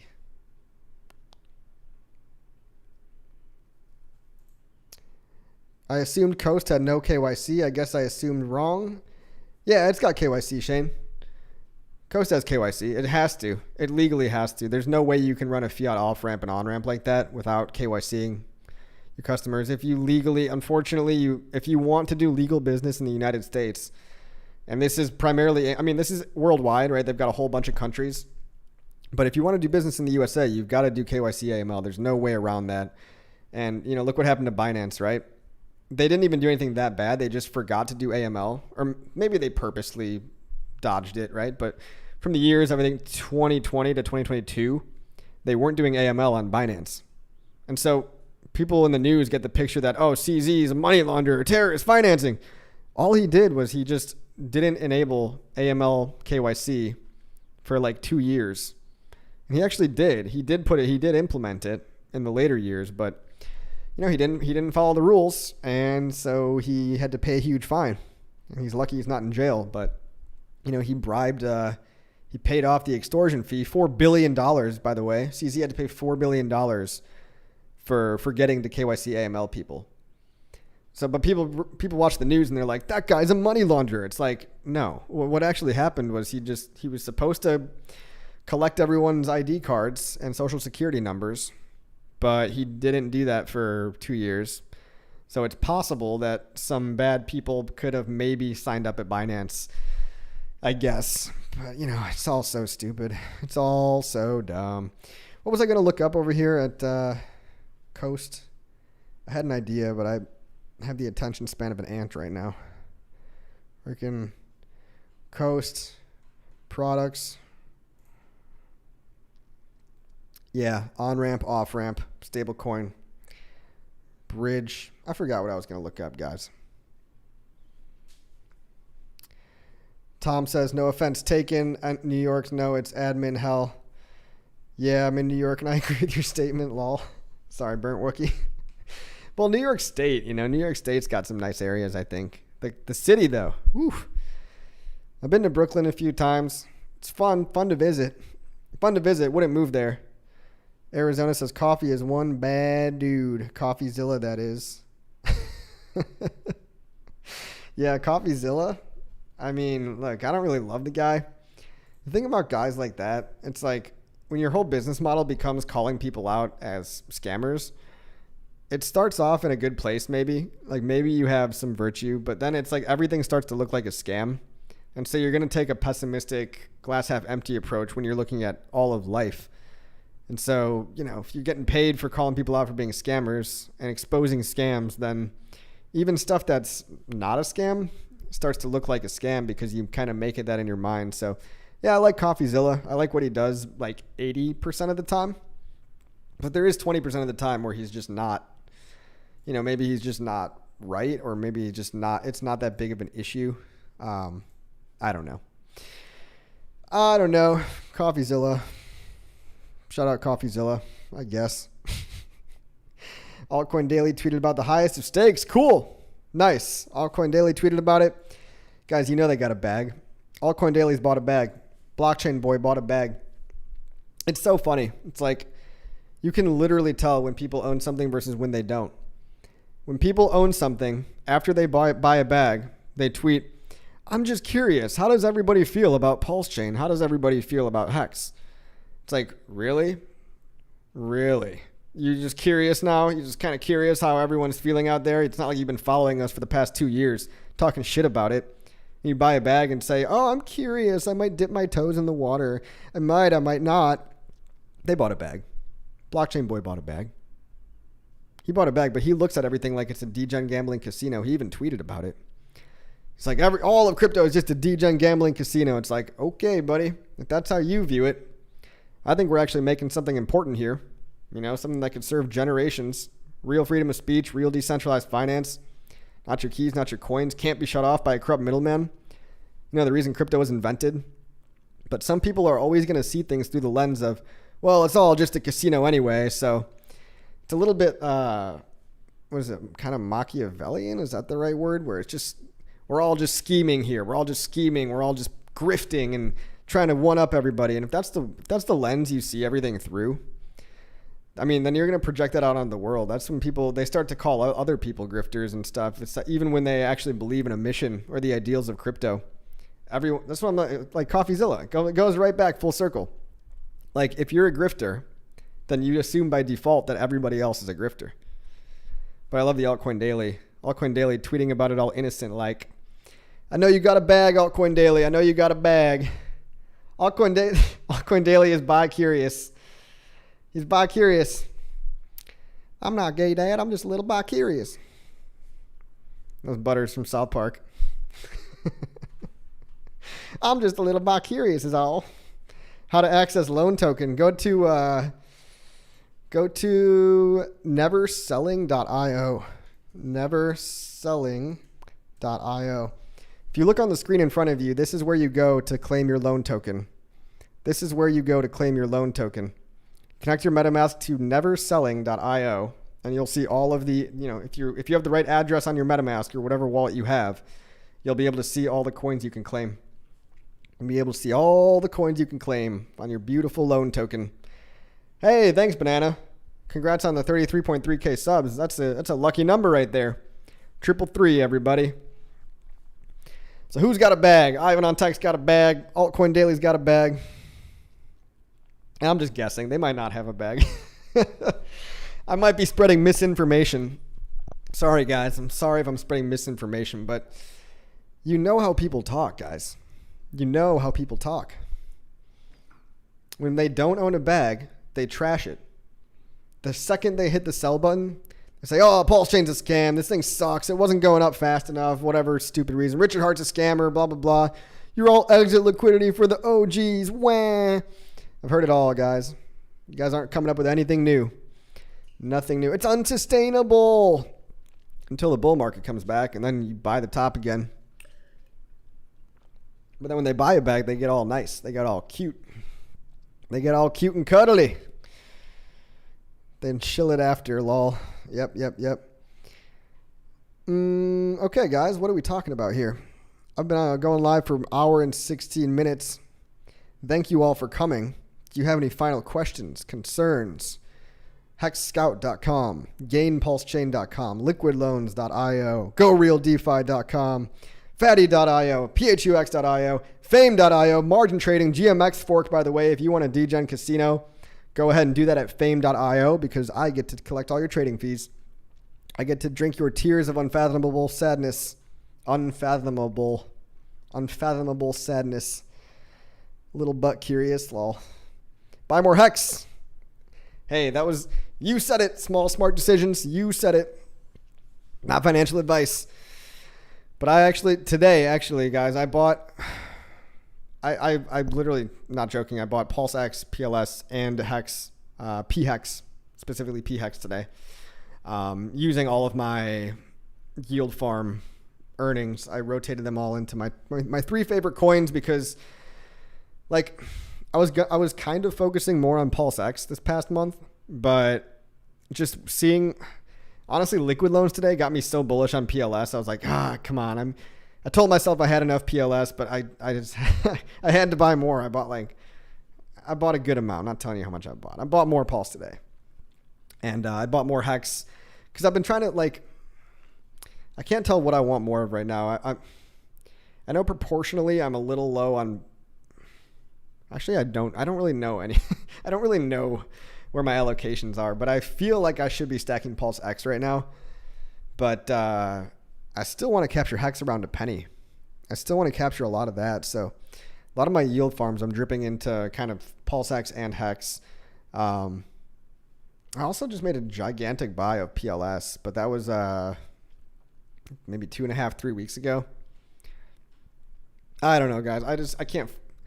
I can't say that I'm leaning particularly towards any one right now, I guess. I mean, if you look at my buys over the past month or two, I've bought all three. Haven't done the math on how much of all three, but not financial advice, just what I'm doing. So if we lose, guys, if this all goes to zero, I'm just as wrecked as you are. But look, we're all in this together. And I cannot imagine a future where Hex and PulseChain and cryptocurrency, real DeFi, is not in the hands of the people like it's supposed to be. I cannot imagine a future where less people know about crypto. There's only going to be more and more people coming in. There's only ever going to be more people coming into crypto, and it's up to us to get them into the right stuff, not the central bank digital currency. Frogs in boiling water. That's what they're doing. They're boiling everyone like frogs. CBDC, social credit score system. It's coming. But you could opt out. You could opt out for stuff with higher gains and real freedom. Gains and freedom. That's all people want. I want to be rich and I want to be free, don't you? That's all people want. So where was I?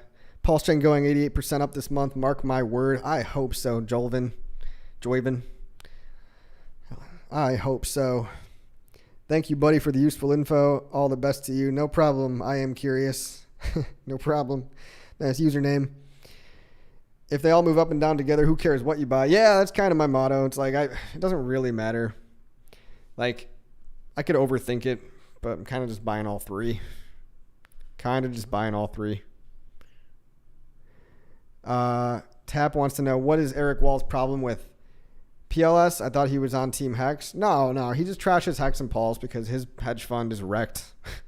You can look up Eric Wall's hedge fund. It's absolutely been annihilated. And so dude's down 90% laughing at dude's down 95%. That's crypto for you.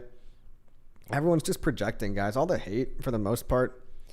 I think a lot of the hate just comes from people's insecurities that they didn't play it right. They lost everything in Luna. They lost everything in Celsius. They lost everything in FTX. And they feel bad that they shielded to their followers, too. And they don't want to apologize because that could get them in legal trouble. Maybe their lawyers told them not to apologize. But I bet they do feel bad. But look, guys, you can forgive yourself. You just don't have to hate on other people doing it the right way. Okay? Doing actual decentralized crypto, promoting people taking their seed words back into their own hands. It's pretty simple. That's really, really simple. That's all it is. Get a community together. Make something better than Bitcoin. Make something pump so people get the price go up. People get a community, a sense of belonging, a sense of purpose. I mean, PulseChain Hex has given me a sense of purpose, right? I mean, if PulseChain and Hex weren't here, I probably would still be shilling like Bitcoin and Ethereum, but God, that just sounds so not fun. It sounds so lame to have to shill Bitcoin at the top of its S curve. Hey, maybe if we're really lucky, maybe we're getting to 100K. Yay, maybe we get to do a 2.5x from here. Like, come on, guys. That doesn't get me out of bed. I got into crypto for the money, but then the freedom is a nice side effect. The financial freedom, the actual freedom to move, travel wherever I want, it's a nice side effect, right? Side effect of getting rich is freedom. They kind of go hand in hand. Coffee PLS is not a good idea. No nut, no more. That doesn't make any sense. Einar says 3 golden boys. I agree. 3 golden boys. Can you explain the perpetuals like I'm slow? All I have to do is get the token. Do I have to stake to get it on PulseChain? Yeah, let me try to explain the perpetuals for you. We can go to maximusdao.com. Check out on the screen here. I'll pull it up, maximusdao.com. So essentially, yeah, all you have to do is buy the tokens, and they're liquid, but they represent a share in a staking pool. Okay, so they represent a share in a staking pool. The base is the 1 year, Trio is the 3 year, Lucky is the 7 year, and Deci is the 10 year. And then Maxi, the one with the letter M on it, that is the 15 year. Okay, so the perpetual tokens are called perpetual because they automatically restake. You have like a 1 week redemption period. Like, so for example, the base token just ended in October. So people, if they wanted to redeem their base for Hex at the end of that, they could redeem all their base for all the underlying Hex. But what you're basically buying when you're buying one of these tokens is it's like you're going back in time and you're buying T-shares that are much, much cheaper. And they're all at a discount for some reason. I don't know how they're still at a discount. Like, mark my words, when bull market's back on, guys, these are going to go to premiums, okay? Right here on the screen here, these pooled stakes, they're going to go to premiums. So even if you're like a short-term swing trader, like if you want to buy something at a 40% discount and sell it at a 40% premium, like maybe 20% premium, even if it just closes the gap, right? Like that's, but the thing is, there's also not a ton of liquidity on them either. So I don't know if you can really make much more than maybe a couple $1,000s or something. But all the liquidity is on PHUX. And yeah, when you buy one of these tokens, it's a liquid token. So, you know, you don't stake it anywhere. You just hold it. But at the end of the term, like, for example, when Trio token, okay? Trio token, this one right here, it's the 3 year pooled stake. And when Trio token first started, everybody put their Hex together. They pooled their Hex together, and they minted 1 Trio token per 1 Hex. So they put up like, I don't know, 50, 70 million, 100 million hex maybe. They got pretty high numbers of hex, like 8-digit millions worth of hex. And now you have one trio token, which represents an underlying share of whatever, so if you own 10% of the trio tokens, upon redemption, you will get 10% of all the hex that stake has been minted, right? So people pooled together, let's say, oh, look, it even tells you the principal here. So 70 million. So people put together 70 million hex in one stake. So it benefits from the bigger pays better bonus as well as the longer pays better significantly. And it's 4,770 T-shares, right? So if you buy 1% of all the trio tokens, right? Basically what you can see by the backing here, 1.19. Every trio today is redeemable for 1.19 hex. And by the time that reaches maturity, it's actually going to be a lot higher because you'll have been earning more hex yield during that time. And because this stake collected and staked 70 million hex, which got 4,700 T-shares, if you have 1% of all the trio, you'll have 47 T-shares. And you're effectively getting them at a much cheaper price in USD terms than it would be today to create a new stake for that many T-shares. You can just hold it liquid. And by the way, guys, there's already 1 year completed on this. So the 3-year hex stake only has 2 years left. Less than 2 years. It's got like a year and 10 months. The Lucky stake has only got 6 years left. The Deci stake has only got 9 years left. And the Maxi stake has only got like 14 and a half, maybe 13 years left. So keep in mind that there's already been a lot of progress made on these. And the fact that they're still at a discount, and you can go back in time by a year and buy cheaper T-shares, and there's not as much time remaining. I like them for hex staking. Now it seems a little advanced because it's a different ticker symbol, but it's really just you're buying into a hex stake that everybody got together and said, okay, we're gonna pool together 70 million hex and we're gonna stake it. And it's a little complicated, but it's really not. I mean, you just hold the coin in your wallet, and it's up to you to hold it. You can't stake it or anything. You can actually stake these pooled tokens if you want to. It's called the Diamond Hands Club. If you wanted to protect yourself from yourself, I staked some of my Deci token in the Diamond Hands Club, and I staked it because I didn't want myself to be tempted to touch it. But if you unstake it, you only have to pay a 3.69% penalty rather than gigantic emergency end stake penalties. So you can stake them, but really you can hold them liquid. And ideally you should hold them until they're mature. But, let's say you buy one at a 20% discount and then the gap closes. Well, a trader, more like a swing trader type of person might say, oh, I'm just going to take that 20% gain and lock that in. I don't really care about holding it to maturity.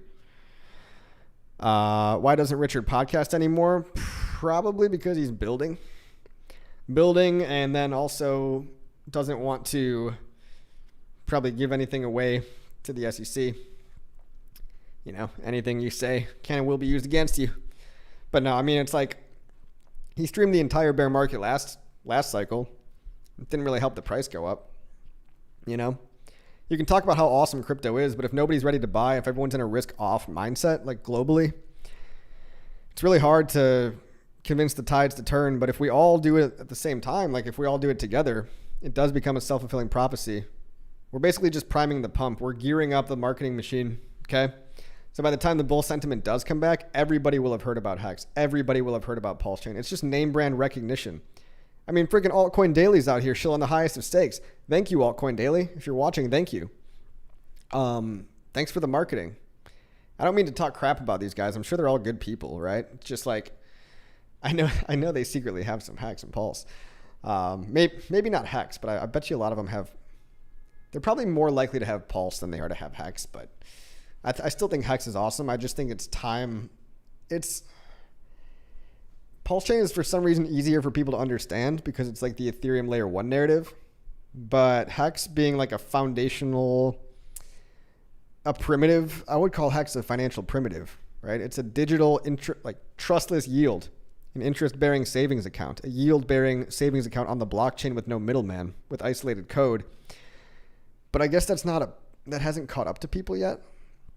Because people just say, oh, staking token, but they don't actually see the mechanics behind it about how there's game theory that, you know, stakers tomorrow will never be able to get a better rate as a staker today, how it mimics compounding interest with less computation. Like, it's cool. It's cool innovation. I just think that people are going to be slower to catch up to that, but they will catch up. They will catch up. A 1 hour stream once a month would be great. I agree. It'd be awesome. Come back, Richard. We miss you. Oh, shout out to everybody on the PulseChain cruise right now. I know there's some people watching, potentially watching from the cruise. I hope you guys are enjoying the PulseChain Tour cruise finale out at sea. Yeah, good luck out there, guys. Survive. And have a good time. Have a good time on the cruise. I forgot where you're going. Cabo? Yeah, it's probably going to be awesome. Probably going to be awesome. Going out to Mexico. Have a good time. Have a good time. Shane Perry says, the absolute worst anti-hexer is Miles from Crypto Banter. He's smart enough to know better. I don't think he... Crypto Banter. Is he the guy that popped the bubble? Because I don't think that guy's too bad. No, that was Crypto Man Ran. Crypto Banter. Precocious Aussie. Precocious, good word. I'm too embarrassed to look that word up. I don't know what that word means. And at this point, I'm too afraid to ask. Precocious, precocious. Want to learn a new word today, guys? Precocious. Blossoming before the appearance of leaves. Manifesting or characterized by development, aptitude, or interest considered advanced for a given age. Well, that sounds like a compliment, precocious. Showing mental achievement much earlier than usual. Are you sure he's precocious? Are you sure he's precocious? You sure you didn't mean to pick a different insult? That's okay. The Hex derivatives markets are still so immature, hence massive discounts. I know. Not to mention Hedron or COM, COM. I mean, COM is so confusing to people that I don't think it's going to catch on until probably years down the line, but wouldn't hurt to get you a stack of COM just in case. I mean, they're tokenized T-shares, so they're basically deflationary. And if they can be used as a marketing tool one day, like if it gets popular to use COM coin as a marketing tool, that's when the price is probably going to take off. But no one's doing that right now because no one can even explain like what a T-share is, right? A lot of people got into PulseChain. They don't even understand what Hex is. It's pretty obvious, right? People are like, oh, I don't care about Hex. I don't care about staking. And then it's obvious that they're all short-term thinkers because all the plebs get mad that they can't dump all their loan token on day one. When, first of all, loan token could have zero value. I'll say it one more time. Could have zero value, and it would still be a good utility token because you'd get passive income in what coins? USDL and PLS from redemption fees and loan initiation fees. By staking loan token, you get platform revenue fees. But it will have a price because everybody trades everything with a ticker symbol. And people are mad that after 6 hours, it's got $65,000 of liquidity, but that's not enough for you to dump your tokens without slippage. So you're mad about the liquidity when really all you're saying is you're mad that you can't dump. Mad that you can't dump all your coins on day one like a pleb. So yeah, loan token's a long-term hold for me. Long-term hold. If liquidity does get high, I don't know. I could see maybe, like, everyone just needs money right now, which means a lot of people have just invested way more than they're willing to lose, and they want their money back for the loan token because they feel like they invested too much. But the people that really understand that an algo stablecoin is going to do wonders for the ecosystem, the people that really get it are definitely not upset at all. Liquid Loans is awesome. Liquid Loans is awesome. Let's go back here. So yeah, you could stake loan token, earn PLS and USDL rewards. You could put up money in the stability pool, right? If you stake USDL, you can actually earn liquidation gains for people's vaults that get liquidated, and you earn loan token as well. Let me get reminded about that. Yeah, so I guess loan tokens are also, there's like emissions, I think.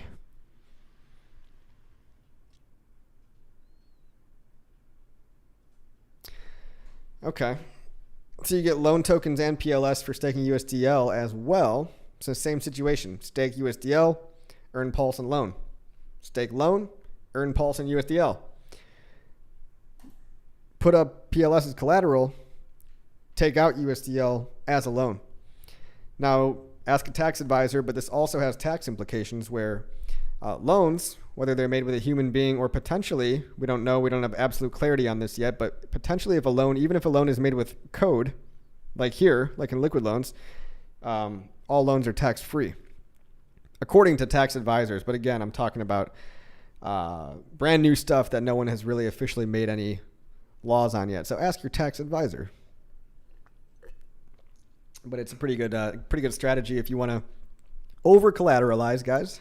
Like, I mean, in a couple of days when I do make a loan here, I'm probably going to do like a 500% collateral ratio. I told myself I'd do 10x collateral ratio, but look, I can do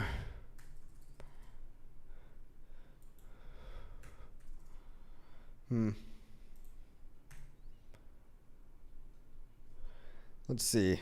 What if I put in, whoa, I don't want that much. Oh, that's a lot. What if I do, geez, stop automatically.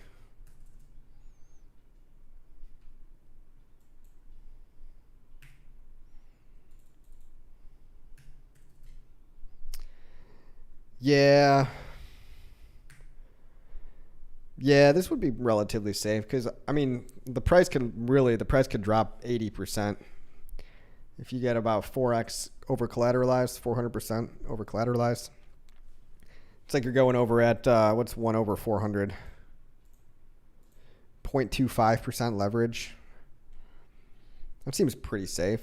But you know what? The price can go down and you can get liquidated. The price can go down and you can get liquidated. Now, if you got liquidated, you would keep your stable coins. Again, you would keep your USDL, but all that pulse would just go away. It would just go bye-bye. It would just go poof into the abyss. And then you might be very sad. So understand how it works, guys. Don't be taking out 110% loans and then, you know, the price dips 30% one day and then you're just the Pikachu meme. You're like, oh, how did this happen? Because you didn't read the instructions. Let's see. I know I'm the worst person to onboard because of the lack of knowledge. It's all good, Crypto Trucker. Crypto Trucker, there's different strokes for different folks, right? Not everybody wants the complex stuff either. So, you know, if you could explain things simply how you understand them to somebody else, that's all that really matters at the end of the day. Like Hex is basically a digital CD, digital yield-bearing time deposit. You lock up Hex, you get more Hex. You get a lot more than 2% that your bank is paying, but it's paid in the form of Hex. And that's the catch, is that Hex is volatile. It goes up and down a whole lot. So you might be earning 20% APY on, let's say, a 4-year stake, which is pretty good in Hex terms. But that means that in 4 more years, the price of Hex should probably be higher than it is today. And I mean, if you want to take that gamble, I like that gamble. I like the odds of Hex being higher in 4 years than it is today. It's hard for it to go much lower. You know what I mean? Hard for it to go much lower at this point, but hey, how many times have I said that during this bear market? Jesus Christ. Jeez. Can you talk about plebs, simps, and haters? Plebs are going to pleb, dude. Haters are going to hate. Haters are projecting their own insecurities. Simps just want to be liked at all costs. They care more about being liked than being successful. And ironically, simps will just give their power away. It's like, if you simp for somebody else and you try to get followers, you actually just become their follower because they're the ones leading you around. And then plebs, I don't know. To me, a pleb is just somebody, like sometimes people use the word plebs, like, oh, you're a newbie, you're a pleb. I get that. Yeah, that's one way to use it. But, you know, you could also use it in the sense of like, you are literally a degenerate casino gambler that can't help yourself, that can't hold anything longer than 2 months, right? Like, it's so funny. Like, you got people saying liquid loans is dead project. And it's been literally 6 hours. My God, like you can't help some of these people. You want to call something dead after it's been around for 6 hours? My God. That kind of mentality, delayed gratification works out in life in general. And the people that come to crypto, it brings some of the smartest of the smart, but it also brings some of the most impulsive of the impulsive. It also brings some kind of dark, mentally unstable individuals as well. Narcissistic, psychopathic a little bit sometimes, but you got the whole rainbow of people, guys. Everybody, every shape, size, color, I don't know, socioeconomic class. Everyone's in crypto for some reason or another. I'm in it to make gains, make money, freedom. I like the freedom. I like the ideology behind it. And I ended up making some friends too. I ended up making meeting some cool people, some other like-minded individuals. And I have less and less in common with normies every day. I never did. I always wanted to escape the rat race. I never was interested in sports or what's on TV or all this mundane shit that people talk about.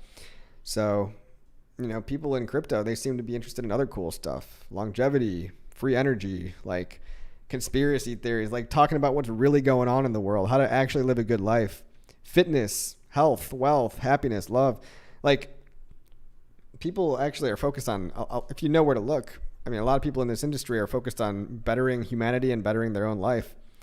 And there's all kinds of crazy insecurities and mental issues, mental health issues that come along with that. A lot of people that strive for success also have a little bit of psychopathy and a little bit of narcissism. That's another thing I realized too, is that we throw around these words like, oh, he's a narcissist, blah, blah, blah. And we're so quick to psychologically diagnose everybody. It's like, when did everybody become a psychologist or a psychiatrist, right? Everyone's like, oh, he's a narcissist, but that's also false binary thinking, right? Like, everyone has a little narcissism, myself included, because I care about myself. I care about me. I like doing things in my own best interests, and I like helping other people, but I really am. I do consider myself more important. You got to take care of yourself first to take care of other people. And, even though on a scale of narcissism, I might be like 60-40, it's not this, oh, he's a narcissist and he's not, or she's a narcissist, she's not. It's another false binary choice, right? It's like lumping people into categories to classify them and make them the other person, to make them the enemy, or you're manipulative. And it's really, people talk about gaslighting all day long, but the biggest gaslighters are the ones that use the word gaslighting too much. The ones that say everything that doesn't serve them is gaslighting. They probably don't even understand what that means. And so a lot of this stuff, like narcissism, psychopathy, like if you call someone a psychopath, it's on a spectrum, right? Everything's on a spectrum. So to say, oh, you're a narcissist, it's like, well, maybe a little bit. Is Richard Hart narcissistic? Maybe a little bit. But I actually don't think he's anywhere near like the far end of the spectrum. A lot of people are a little bit narcissistic, and the world goes about just fine. So, what are we talking about? Money Gang Crypto. What's going on, Money Gang Crypto? Money Gang Crypto in the house. Hello, sir. Bro, what is the deal with liquid loans? Should we buy the token? That's up to you, sir. That's up to you. It looks like you can get a lot of cheap liquid loans tokens compared to what people sacrificed for. And it's like if you want to be part of the platform, like you buy fame tokens to earn platform fees, you buy loan tokens to earn platform fees. So again, you buy loan token, you stake it in the platform, you earn USDL from loans, from created loans, and you earn PLS from loan redemptions. So it's a passive income stream where you can earn PLS and USDL. You don't have to buy the token. Like, you really don't have to at all. But if you don't want to buy the token, just know that you can also mint stablecoins backed by your own PLS. But it carries a lot of risk, okay? You need to understand that if it's not over collateralized, if you don't have a lot more PLS up than you do dollars taken out, you need to have a lot more PLS up as collateral than you do dollars that you're taking out, okay? Enough so that if the price drops 80% one week, which it could, this is crypto, it's done it before. Hex dropped 70% like 4 times on the way up to 1000x. It literally dropped over 70% 4 times. So just know that with these loans, man, people think, oh, I'm just going to take a 200% collateralized loan. I hope it's enough. I hope 200% is enough, because Things could cascade down. Some whale could try to wick the price down to liquidate everybody. This opens up whale games to manipulate the price a little bit, but it also allows us to manipulate the price up, because people could just do the haunted strategy, right? They could mint stablecoins, they could buy Pulse, they could wait for Pulse to go up in price, they could add the Pulse back to their vault, they could mint more stablecoins, rinse, repeat. So it offers this flywheel effect on the way up, but it could also hurt a lot of people on the way down if they're not over collateralized safely. Stressful Struggle says, love you, kissy face. Thanks, man. I like you too. Let's see. Royal McMacken. Price prediction on loan in 2 years. Dude, I don't know. I really don't care about the price on loan. Like, I don't know. I'd be happy if it stayed right at sacrifice price. I'd be happy if it just flatlined. Because to me, it's just, it's like you collect revenue platform fees. I'd be surprised if it didn't pump, though. I mean, it could probably do a 5 or 10x. It's going to be one of the more popular PulseChain altcoins, right? Everyone's going to be talking about it. Same thing with Earn Protocol. It'll be like its little cousin or little brother of PulseChain Protocol, of Liquid Loans Protocol. Earn is just Liquid Loans with PulseX. Yeah, Earn is just Liquid Loans, but instead of putting up Pulse as collateral, you put up PulseX as collateral. You take out a stablecoin backed by PulseX. I don't know. I could see a 5 to 10x in loan token. I could see a 5 to 10x easily. Money Gang says LL is important in protecting price, and Bull's gonna F people and gonna F people up in a bear. Yeah, exactly.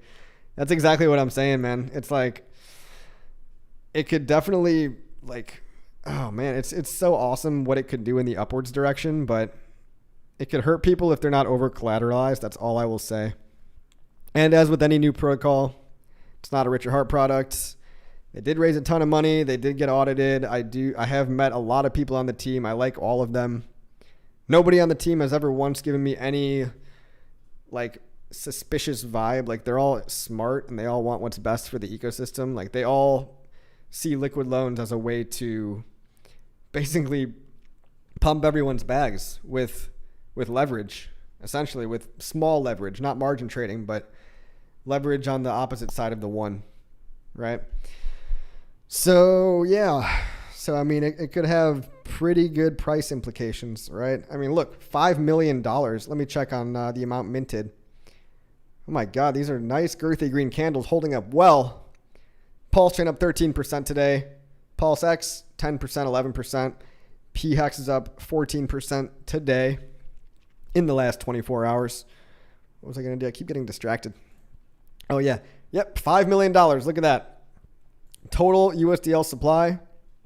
We just hit 5 million. There it is, guys. Look at that, $5 million. Congratulations for Liquid Loans team. Well, congratulations to the PulseChain community in general. Now having $5 million of buy pressure, guys. Do you guys realize what this means?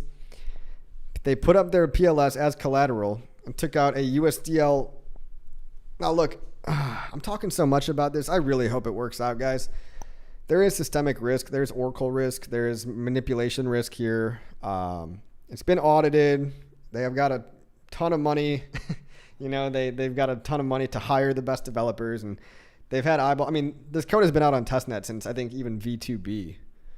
I mean, it's been out for a long time on testnet. They've had a lot of time to catch bugs, a lot of time to do hardening, but nothing is ever without risk, okay? I mean, even PulseX, you know, like, probably never going to happen, but there's like a 0.00001% chance that something bad could happen to PulseX. And everything that's not PulseChain, PulseX, and Hex, to me, by default, just has a little bit higher degree of risk in terms of just smart contract risk or Oracle risk. But I like what I see, guys. I like what I see. And I'm taking a gamble, and I think it's going to do well. Back in my mind, I'm like, God damn it, I really hope it does, because nothing is guaranteed in this game, guys. Nothing is ever guaranteed. Never, never, never, never, never, ever. Keep asking questions, guys. I like 3-hour streams. Yeah, wasn't I gonna leave earlier? I got to call a tow truck for my car. Tom C says narcissism is the trendy, smart, derogatory word. That's exactly right, Tom. It's like what smart people like to call other people to discredit them. He's a narcissist. It's like, well, probably so are you, bro. You are probably too a little bit. Let's see. Oops. Let's move my chat box over here a little bit. All right. Liquid Loans takes PulseChain out of circulation. That's a good point too.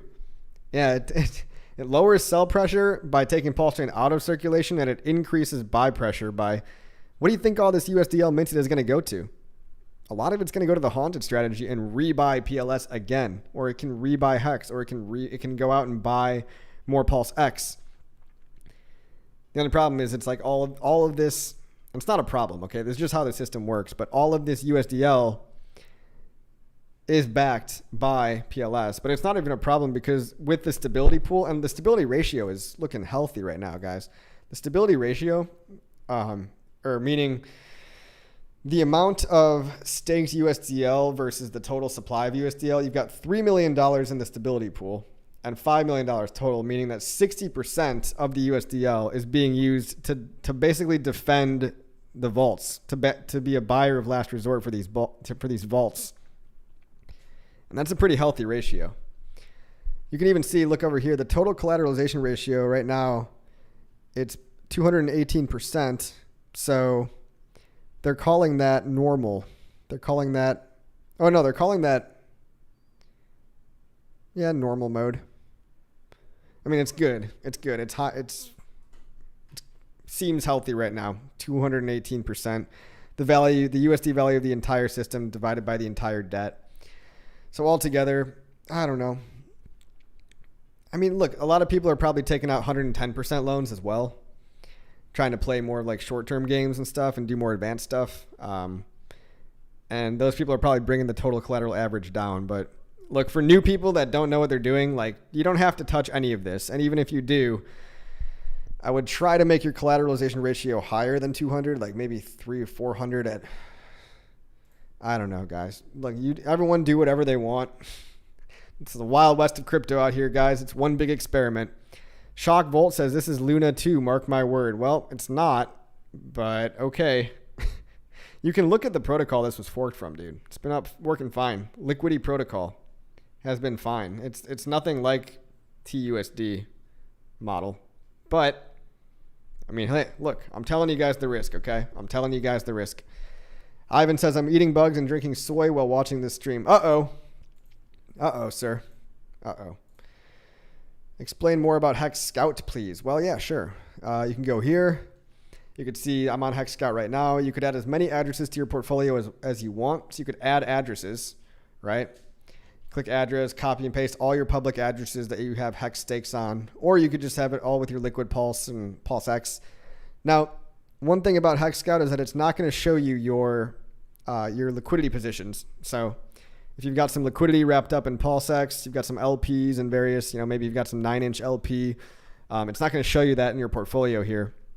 You'll need to see that on something like fatty.io or gopulse.com/portfolio. There's all kinds of portfolio trackers. But look, let's look at the God Whale, for example. The Fire Whale? What is the Fire Whale? Let's look at the God Whale. All right. This guy's got $123 million worth of Hex. Must be nice. 8 billion tokens. He's also got 509 billion Pulse, 703 billion PulseX. So he's sitting on $46 million worth of other Richard Hart tokens as well. He's got 55 Ethereum. This guy's just all around. He's doing okay. He staked for an average of 14 years. Baller God Whale. And here down here, you can see in your portfolio all the native stakes. And it looks like he doesn't have any Maximus perpetuals, because if he did have perpetuals, you would also see those here. And you can actually combine perpetuals. You can see how many T-shares do you have. One thing I really like about Hex Scout is that not only does it show you your whole native T-shares, but it adds in the kind of the virtual T-shares from any perpetual that you're holding, which that's an awesome feature that I always wanted to see that on Staker app, but I never was able to. So good job, guys, on that one. So you can see all of his active stakes here. He's got a bunch of active stakes, and I think if they're due, you can see. Look, I'm still trying to figure out like how to see when stakes are due, because I saw some of my stakes that were previous, like ended, like previous stakes, but I didn't see any like. I don't know. I'm gonna have to play around a little bit more, but also over here on the left hand side, you can press buy. You can press buy over here, and you can go ahead and see. What do you want to buy, EHEX or do you want to buy PHEX? Which one do you want to buy? And you can buy with credit card or by swapping. Okay, if I buy with credit card, that's, change now. Okay. You could do wire transfer. What's this way? Oh, is this going to link me to, it links me to Kraken. Interesting. I mean, that's cool. They walk you through creating a Kraken account. I do like Kraken as an exchange. It's a good exchange. Jesse, good dude, good founder. Even though he's not the CEO anymore. I thought that might link you to Coast, but I guess it links you to Kraken. Or, what else? I could do a safe process, one-on-one support. Oh, I could pay somebody. Oh, so this is how they're monetizing. You can actually book one-on-one support time. Very interesting. This is great. Some people do want that hand-holding, right? You could book what can you book over here?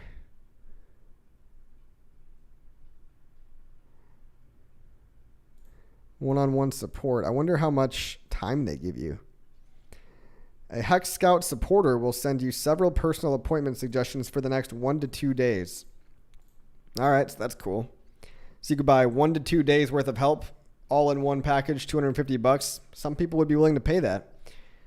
Or for a very similar price, you can go to hexpassiveincome.com, use code BEARMARKET, buy my course, and reference it anytime you want, because it's all recorded videos and links and images and tutorial guides. 37 lessons, 25 plus hours of content. Code bear market, limited time only, 25% off for the absolute beginner to crypto. If this is all too complicated, you can also buy that course. Link in description below. Definitely check that out. Don't miss the boat. I mean, look, it could save you thousands of dollars in mistakes and months worth of learning time. It could cut your learning time down from years to months. I mean, you could complete the course in like 2 weeks if you're really focused.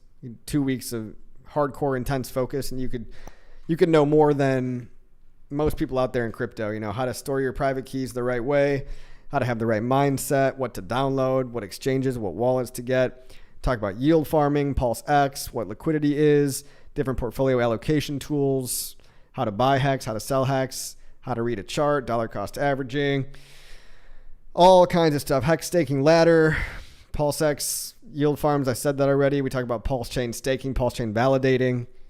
Talk about additional add-ons, like we talk about the Maximus perpetuals or Hedron, minting extra Hedron. We talk about other alternatives like Fatty, Fame, all that kind of stuff. I got to add a lot more, though, to the course, I got to say. We talk about Coast, how to make a Coast account if you want to. GainPulseChain.com. Yeah. Cringe, forgot this dude sells a course. Oh no. Oh no, so cringe. Goodbye, loser. Wait, how do I hide you?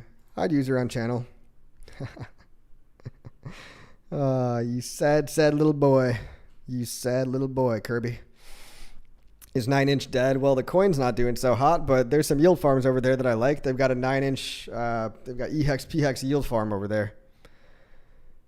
Would love to chill at your place. My place is dope too. All right, stressful. That's a little weird.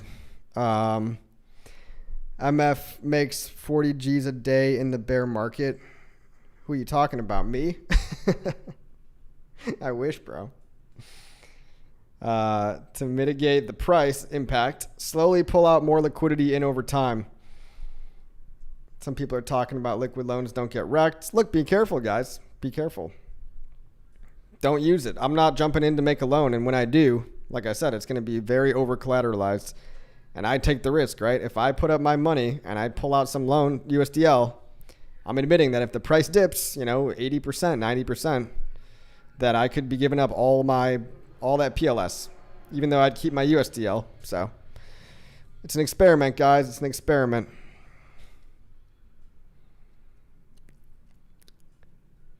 Stressful struggle, dude. What the you guys are making me laugh. Paul's Outback Garden, Australia. Coffee. I've seen people saying that ETH fees will be extreme in the bull market. Yeah, they're extreme now, bro. They're extreme now. You try sending a coin or swapping a coin. It's $20 today. Can you explain why and why people don't just use PulseChain? Well, they don't use PulseChain because they haven't found out about it yet. They haven't found out how to bridge. They haven't found out how to do a lot of the stuff that we're all doing. So again, that's all in my course if you're an absolute beginner. But yeah, people just don't know about Pulse, right? It's the next hot new thing. In the next couple of years, I think it's going to get extremely popular. Yeah, I don't understand why people aren't using PulseChain more yet, other than that they just haven't heard about it, really. It's the exact same thing as Ethereum 2.0. It is the exact same clone of Ethereum 2.0.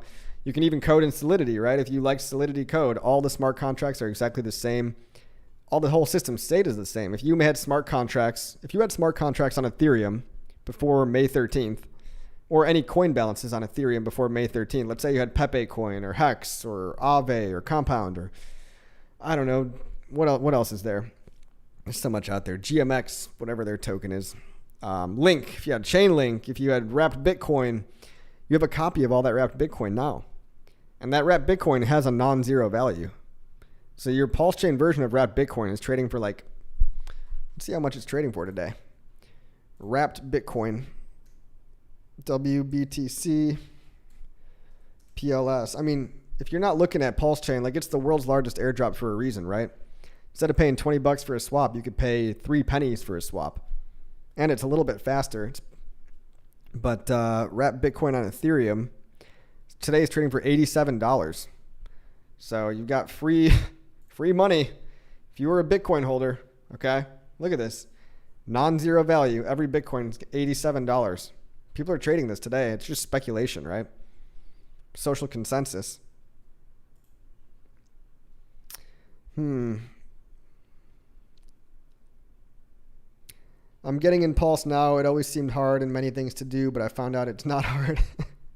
Yeah, it's a good way to look at it, Todd. I mean, look, it is hard. It's overwhelming for a lot of people. I mean, that's literally why I have a course. People are always asking me questions and how to, consulting and everything. And I felt like a course is just a way easier way to teach people, where I don't even have to be on the phone with you. You never have to call me back, but you can figure all this stuff out on your own.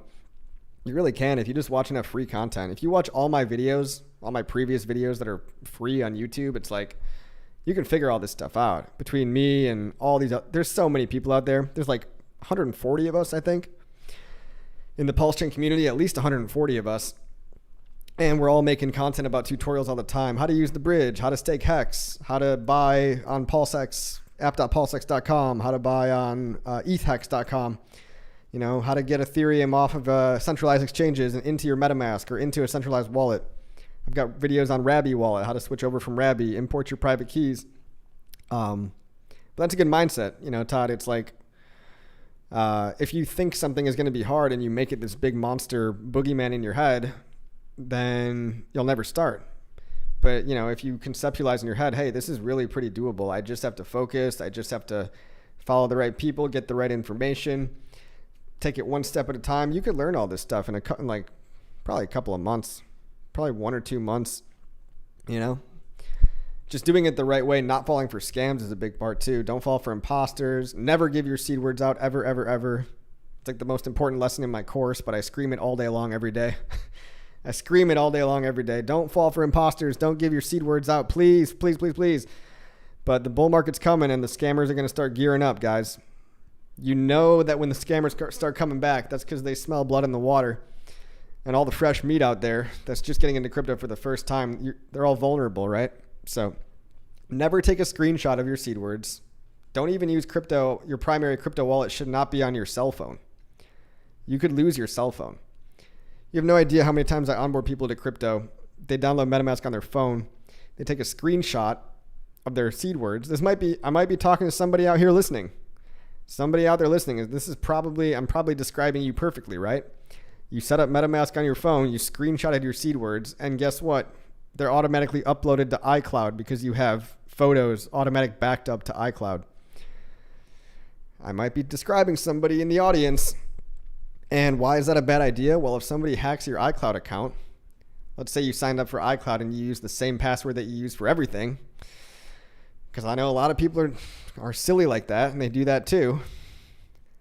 I mean, you can lose all of your money. All it takes is someone hacks into your iCloud, they go find your screenshot of all your seed words, they restore your wallet on their computer, and they take all your money. I've seen it time and time again. Same thing with don't store them on Dropbox, don't store them on Google Drive, don't store them on OneNote or OneDrive or whatever. Don't store them on the cloud anywhere. Please. You don't need to pay me for that information, but people that buy the course take it a lot more seriously. And people that have lost money in the past take it a lot more seriously too. Sometimes people need to lose money, unfortunately, to learn. But it just really sucks when I see people that have lost, $5,000. I had a guy lost $20,000, maybe $30K in the last bull market. A good friend of mine, just because he had his seed word stored on Dropbox. But he was cool. He got it all back. He made all his money back. Is it true that Richard Hart is on the run? I went over this earlier, dude, but Richard Hart's just sitting in his place, same as he always was. The only thing that's true is that the SEC has no idea how to do basic investigation research. Apparently they did no effort when trying to serve Richard. All they did was, it sounds like all they did was they asked some dude in Finland to go to some address in Helsinki. I said it right. Helsinki. And they asked some dude to go to Finland and find Richard, and he wasn't there because they didn't even get his address correct.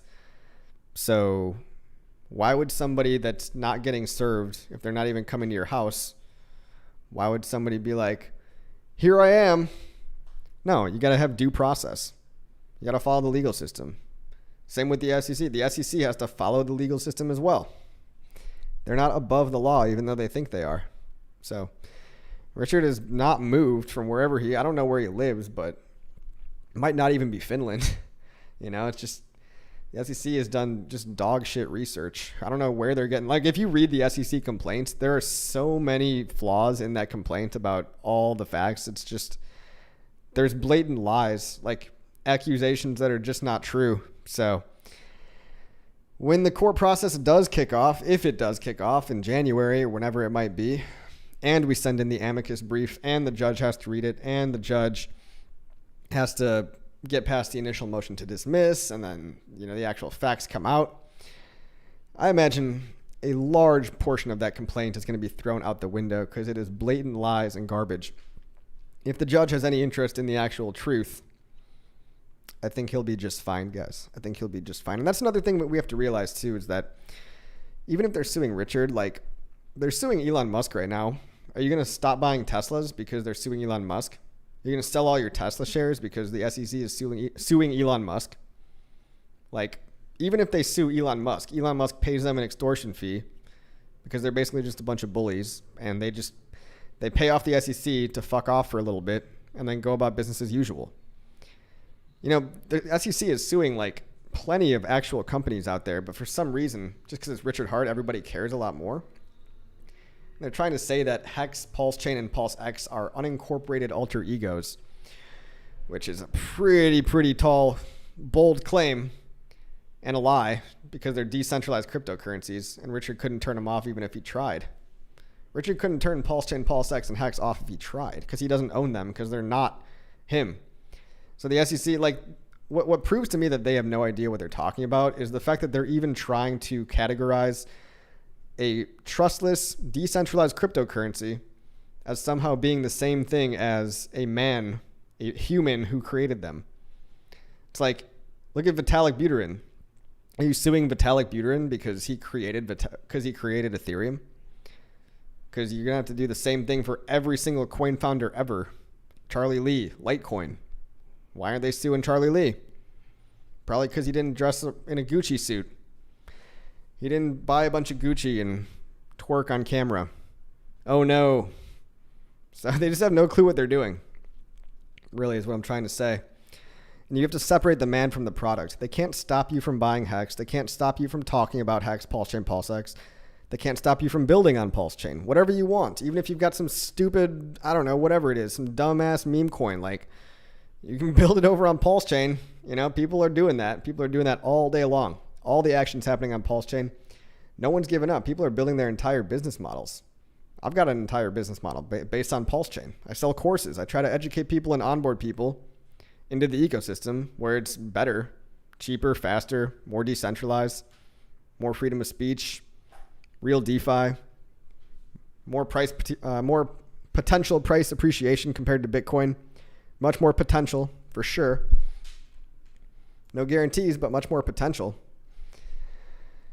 And yeah, many people unable to separate the product from the man that built them. They are not the same. I mean, if Satoshi wasn't, and Satoshi might not be dead. Satoshi might be Nick Szabo. I'm not totally sure.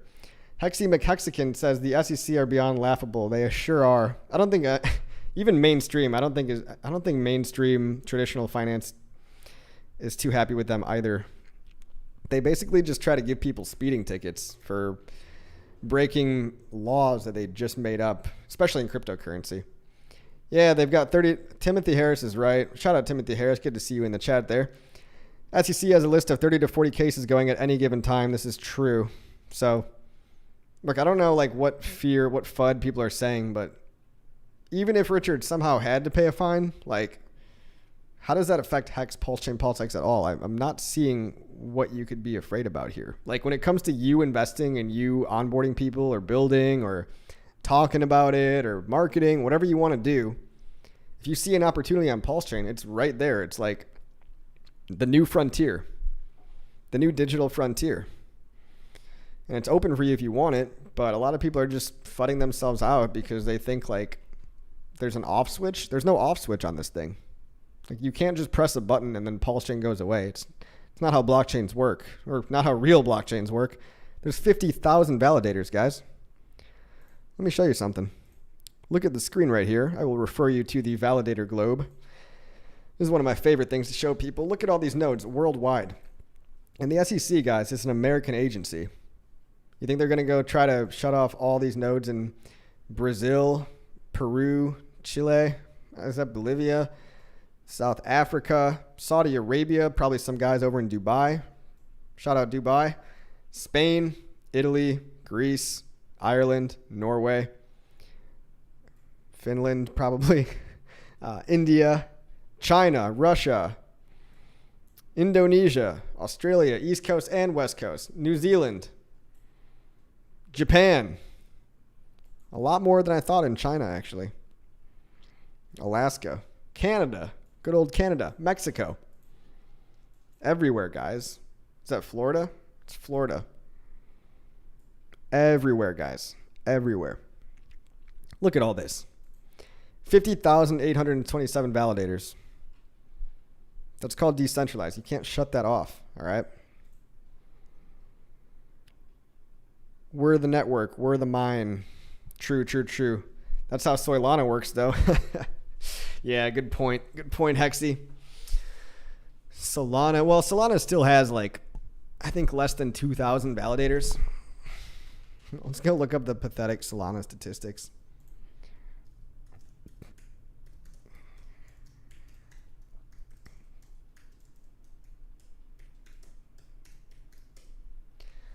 How many validators does Solana have?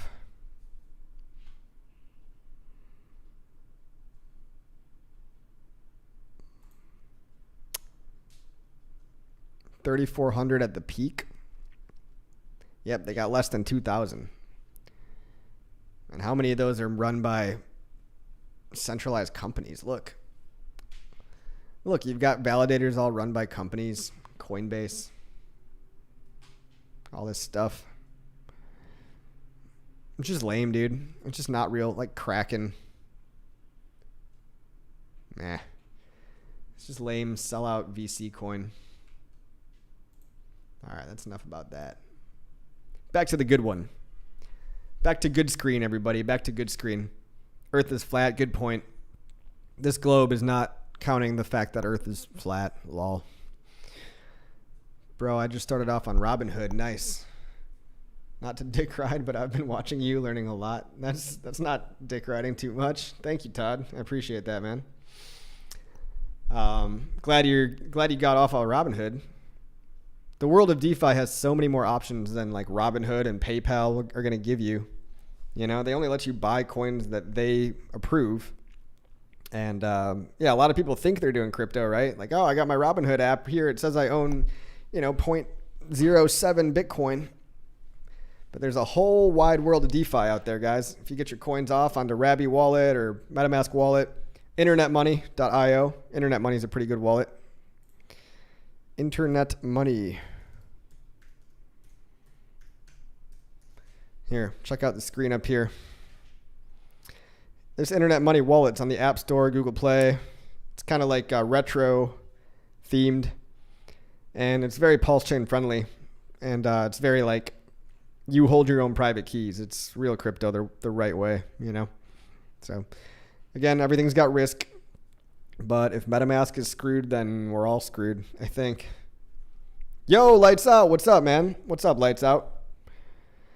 Okay, guys, I'm tired. It's been 2.5 hours. Hexy says, I think you only need enough validators to be censorship resistant. That's true. In EOS only had 21 and they were all voted in. It's really, yeah, you have to be decentralized enough, right? It's also the Hinman standard. They said Ethereum was decentralized enough, but that's very subjective, right? Like how many validators is decentralized enough? But yeah, the Solana nodes, I don't think they're all one dude, but they're just like companies, right? It's like the fact that nodes are companies, like Coinbase was running nodes and Kraken was running nodes. Like, I don't want to see that. I want to see individual people. I want to see real human beings running nodes that cannot be, subpoenaed by a 3-letter agency and shut down or whatever, like in cahoots with governments and stuff like that. I don't trust middlemen, and I don't want all my validators to be companies of other middlemen that take people's private keys away from them. That's not that cool. But yeah, really all you have to do is be decentralized enough. Aaron says, is that all the wallets you'd recommend if MetaMask goes down? Yeah. MetaMask probably is not going to go down. Probably not. But if it did, I would say Rabby number 1 and then Internet Money number 2 so far. I'm buying your course. I can see the money. Hey, thanks, Todd. Awesome. Good luck, man. Hey, don't forget to use the code bear market though. Get that 25% off coupon for sure. People don't realize this too, but there's a referral program on the course, meaning if you onboard somebody else, you get 40% referral bonus. And there's really nothing stopping you from referring yourself, right? You can make a referral link, click on your own referral link, and then wait a couple of weeks and end up getting a 40%. And you can use the bear market code. So you can get 25% off and you can get 40% of that returned back to you in the form of affiliate. I don't think we've had anybody do that yet, but you could totally do that if you wanted to. Which would make it pretty cheap. Mike P, I will send them to you now. What are we talking about, guys? What are we talking about?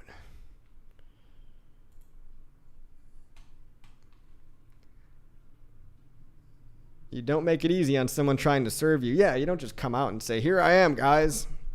No, you make them do what they're supposed to do. They're trying to rope you into this shitty process. Like, they need to follow the rules of the process too. They think they're above the law. Just because they have a bunch of money and a bunch of ties to the, the Fed and everything. The banking system. Gary Gensler was the youngest partner at Goldman Sachs, guys. Revolving door. That's what we call regulatory capture, right? Happens in big pharma. Happens in finance. It happens in agriculture. The same people that work for, agricultural regulators, they worked at Monsanto, 2 years ago. It's like every SEC employee's dream is to get promoted and then get a cushy little job at, Goldman Sachs or whatever, JP Morgan. They use these as resume builders, right? They use these cases as like trophies that they can slap on their resume and it's part of the revolving door. Like, they're all buddies with each other. The same people that worked at Goldman are the same people that are employed at Treasury or the Fed or SEC. Same people that worked in the CDC used to work at Pfizer and Moderna. Tell me there's not a conflict of interest there. Regulatory capture is when the same people, the governing bodies, end up being captured by the rule makers, end up being captured by the same industry that they were originally invented to regulate. So 3-letter agencies that were invented to regulate entire industries like healthcare, agriculture, finance, they become captured and they squeeze out competition. They make monopolies. So in crypto, basically the 3-letter agencies there are trying to make a monopoly of Coinbase just because they were lucky enough to get there first. They probably would push Kraken out if they could, but Kraken's been around for too long as well. They tried their best to squeeze out Binance, but they just put one of their own guys in there as the head instead, so they feel like they've got Binance under control. And then they were going to, I swear to God, Gary Gensler is probably going to try to reboot FTX because they were this close to having the monopoly with FTX. Their backdoor deals with Sam, after the whole Sam thing blows over and everybody forgets about it, the Seaman Demon is going to try to reboot FTX and say, oh, it's actually a legitimate business, a solid foundation. The fundamentals were fine. It's just Sam Bankman-Fried. It's going to be disgusting. Just you watch. Hex Squid says, I'm waiting for the RH wallet now. It should be in development. Yeah, I mean, that'd be pretty cool. Something tells me the RH wallet will come out just in time. Just when we need it. Validators are the heartbeat of the community. Pun intended. Very nice. Good pun, good pun. Seems to me no Richard, no Hex. That could not be farther from the truth. If Richard went away, Hex would live on with or without him. People that bought Hex because they needed Richard to tell them to buy it bought Hex for the wrong reasons. It's like saying no Satoshi, no Bitcoin. Well, Bitcoin did fine without Satoshi, didn't it? You know, most coins do a lot more with a lot less of a founder presence. Even Vitalik, you barely hear him talk publicly. The stuff he publishes is like super smart white paper type stuff, and normal people don't read that. They just buy Ethereum because they think it's going up for speculation. They don't care what Vitalik says. Maybe they hear him say some nerdy smart stuff once in a while. They say, oh, nerdy smart stuff. That means good. Buy, buy, buy. People are simple, man. People have bought a lot of coins with a lot lower founder's presence. So, Stockholm Syndrome on people Richard Hart. People think they need Richard Hart to keep Hex alive. He probably joined it for the wrong reason. But he's not going anywhere. He still tweets like all the time. He just tweeted the other day. He just tweeted today. Richard. Where are you, Richard? Richard. Today he tweeted, Legacy Finance likes Bitcoin ETFs, I guess. He pointed to all the green candles today. Let's pull up the green candles for you guys one more time. Wow. Still nice and girthy on the green candles. Nice and girthy. Now, I think that might have been a little tongue-in-cheek. Legacy Finance likes the Bitcoin ETFs. That's true. But I think there's also a lot of action happening. Now, Richard could be trying to protect people from liquid loans a little bit. Like, he could be trying to protect them in a way from regulatory scrutiny, perhaps. Other people would say, oh, the pump is because of liquid loans. But the reason is both and a whole bunch of other things. Yeah, so his latest tweet yesterday was, what if stablecoins are just trading stamps, and what if many laws and precedents and no action letters already exempted them from lots of SEC and banking regulatory stuff? What if we're all so young, we just didn't know it was already a thing 70 years ago? Forgotten ancient tech. So he's pointing back at, back in the day, the SEC talked about trading stamps. So he says, Coinbase, it's pretty hard to get the SEC to admit what's outside of their control. So check this out. The food industry's basic argument is that evidence of indebtedness is included in the statute's definition of a security, and that a trading stamp is evidence of indebtedness. The commission emphasizes that this release is concerned only with trading stamps redeemable in cash. So we're talking about food stamps. Trading stamps referred to are ordinary ones sold to retail merchants who then give the stamps to customers who in return may redeem them for cash or merchandise. So by definition, stamps are given to customers and in return they may redeem them for cash or merchandise. Technically, you could classify stablecoins as trading stamps because that's exactly what they are. So look, if the SEC likes using decades old laws rather than making new laws, maybe we have the perfect law for stablecoins already set. Maybe the precedent is already set. It's going to be up to the lawyers to decide all this stuff and maybe Congress when they finally catch up. But a lot of the regulatory progress in cryptocurrency is going to be decided in the courts. It looks like it appears to be that way.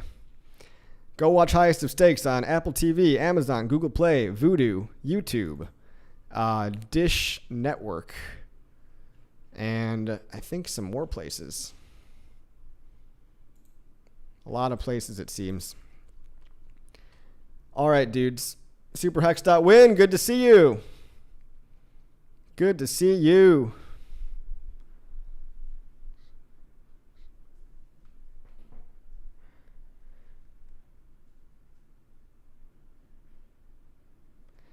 Todd says, I had 5,000, probably the top 10 cryptos on Coinbase when PulseX went live. I got my... Will I get any money, or how do I do that? I don't understand the question. I am in South Korea. Please enable subtitles. Oh, shoot. I'll do that on the replay. Thank you. I'll do subtitles on the replay, but I'll try to do them live as well.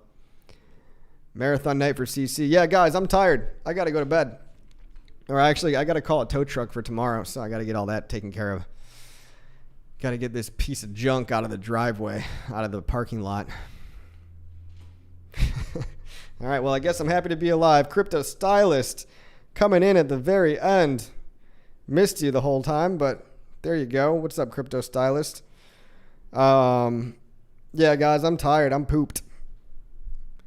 Use Google Translate for Korean. Yeah, good point. Good point. You can watch on the replay. It'll translate, and it'll do everything for you. All right. Go figure out my car situation, but it's good to be alive. It's good not to be exploded. And thank you, all 215 of you have stayed with me this entire time. So I really appreciate all you guys. And I will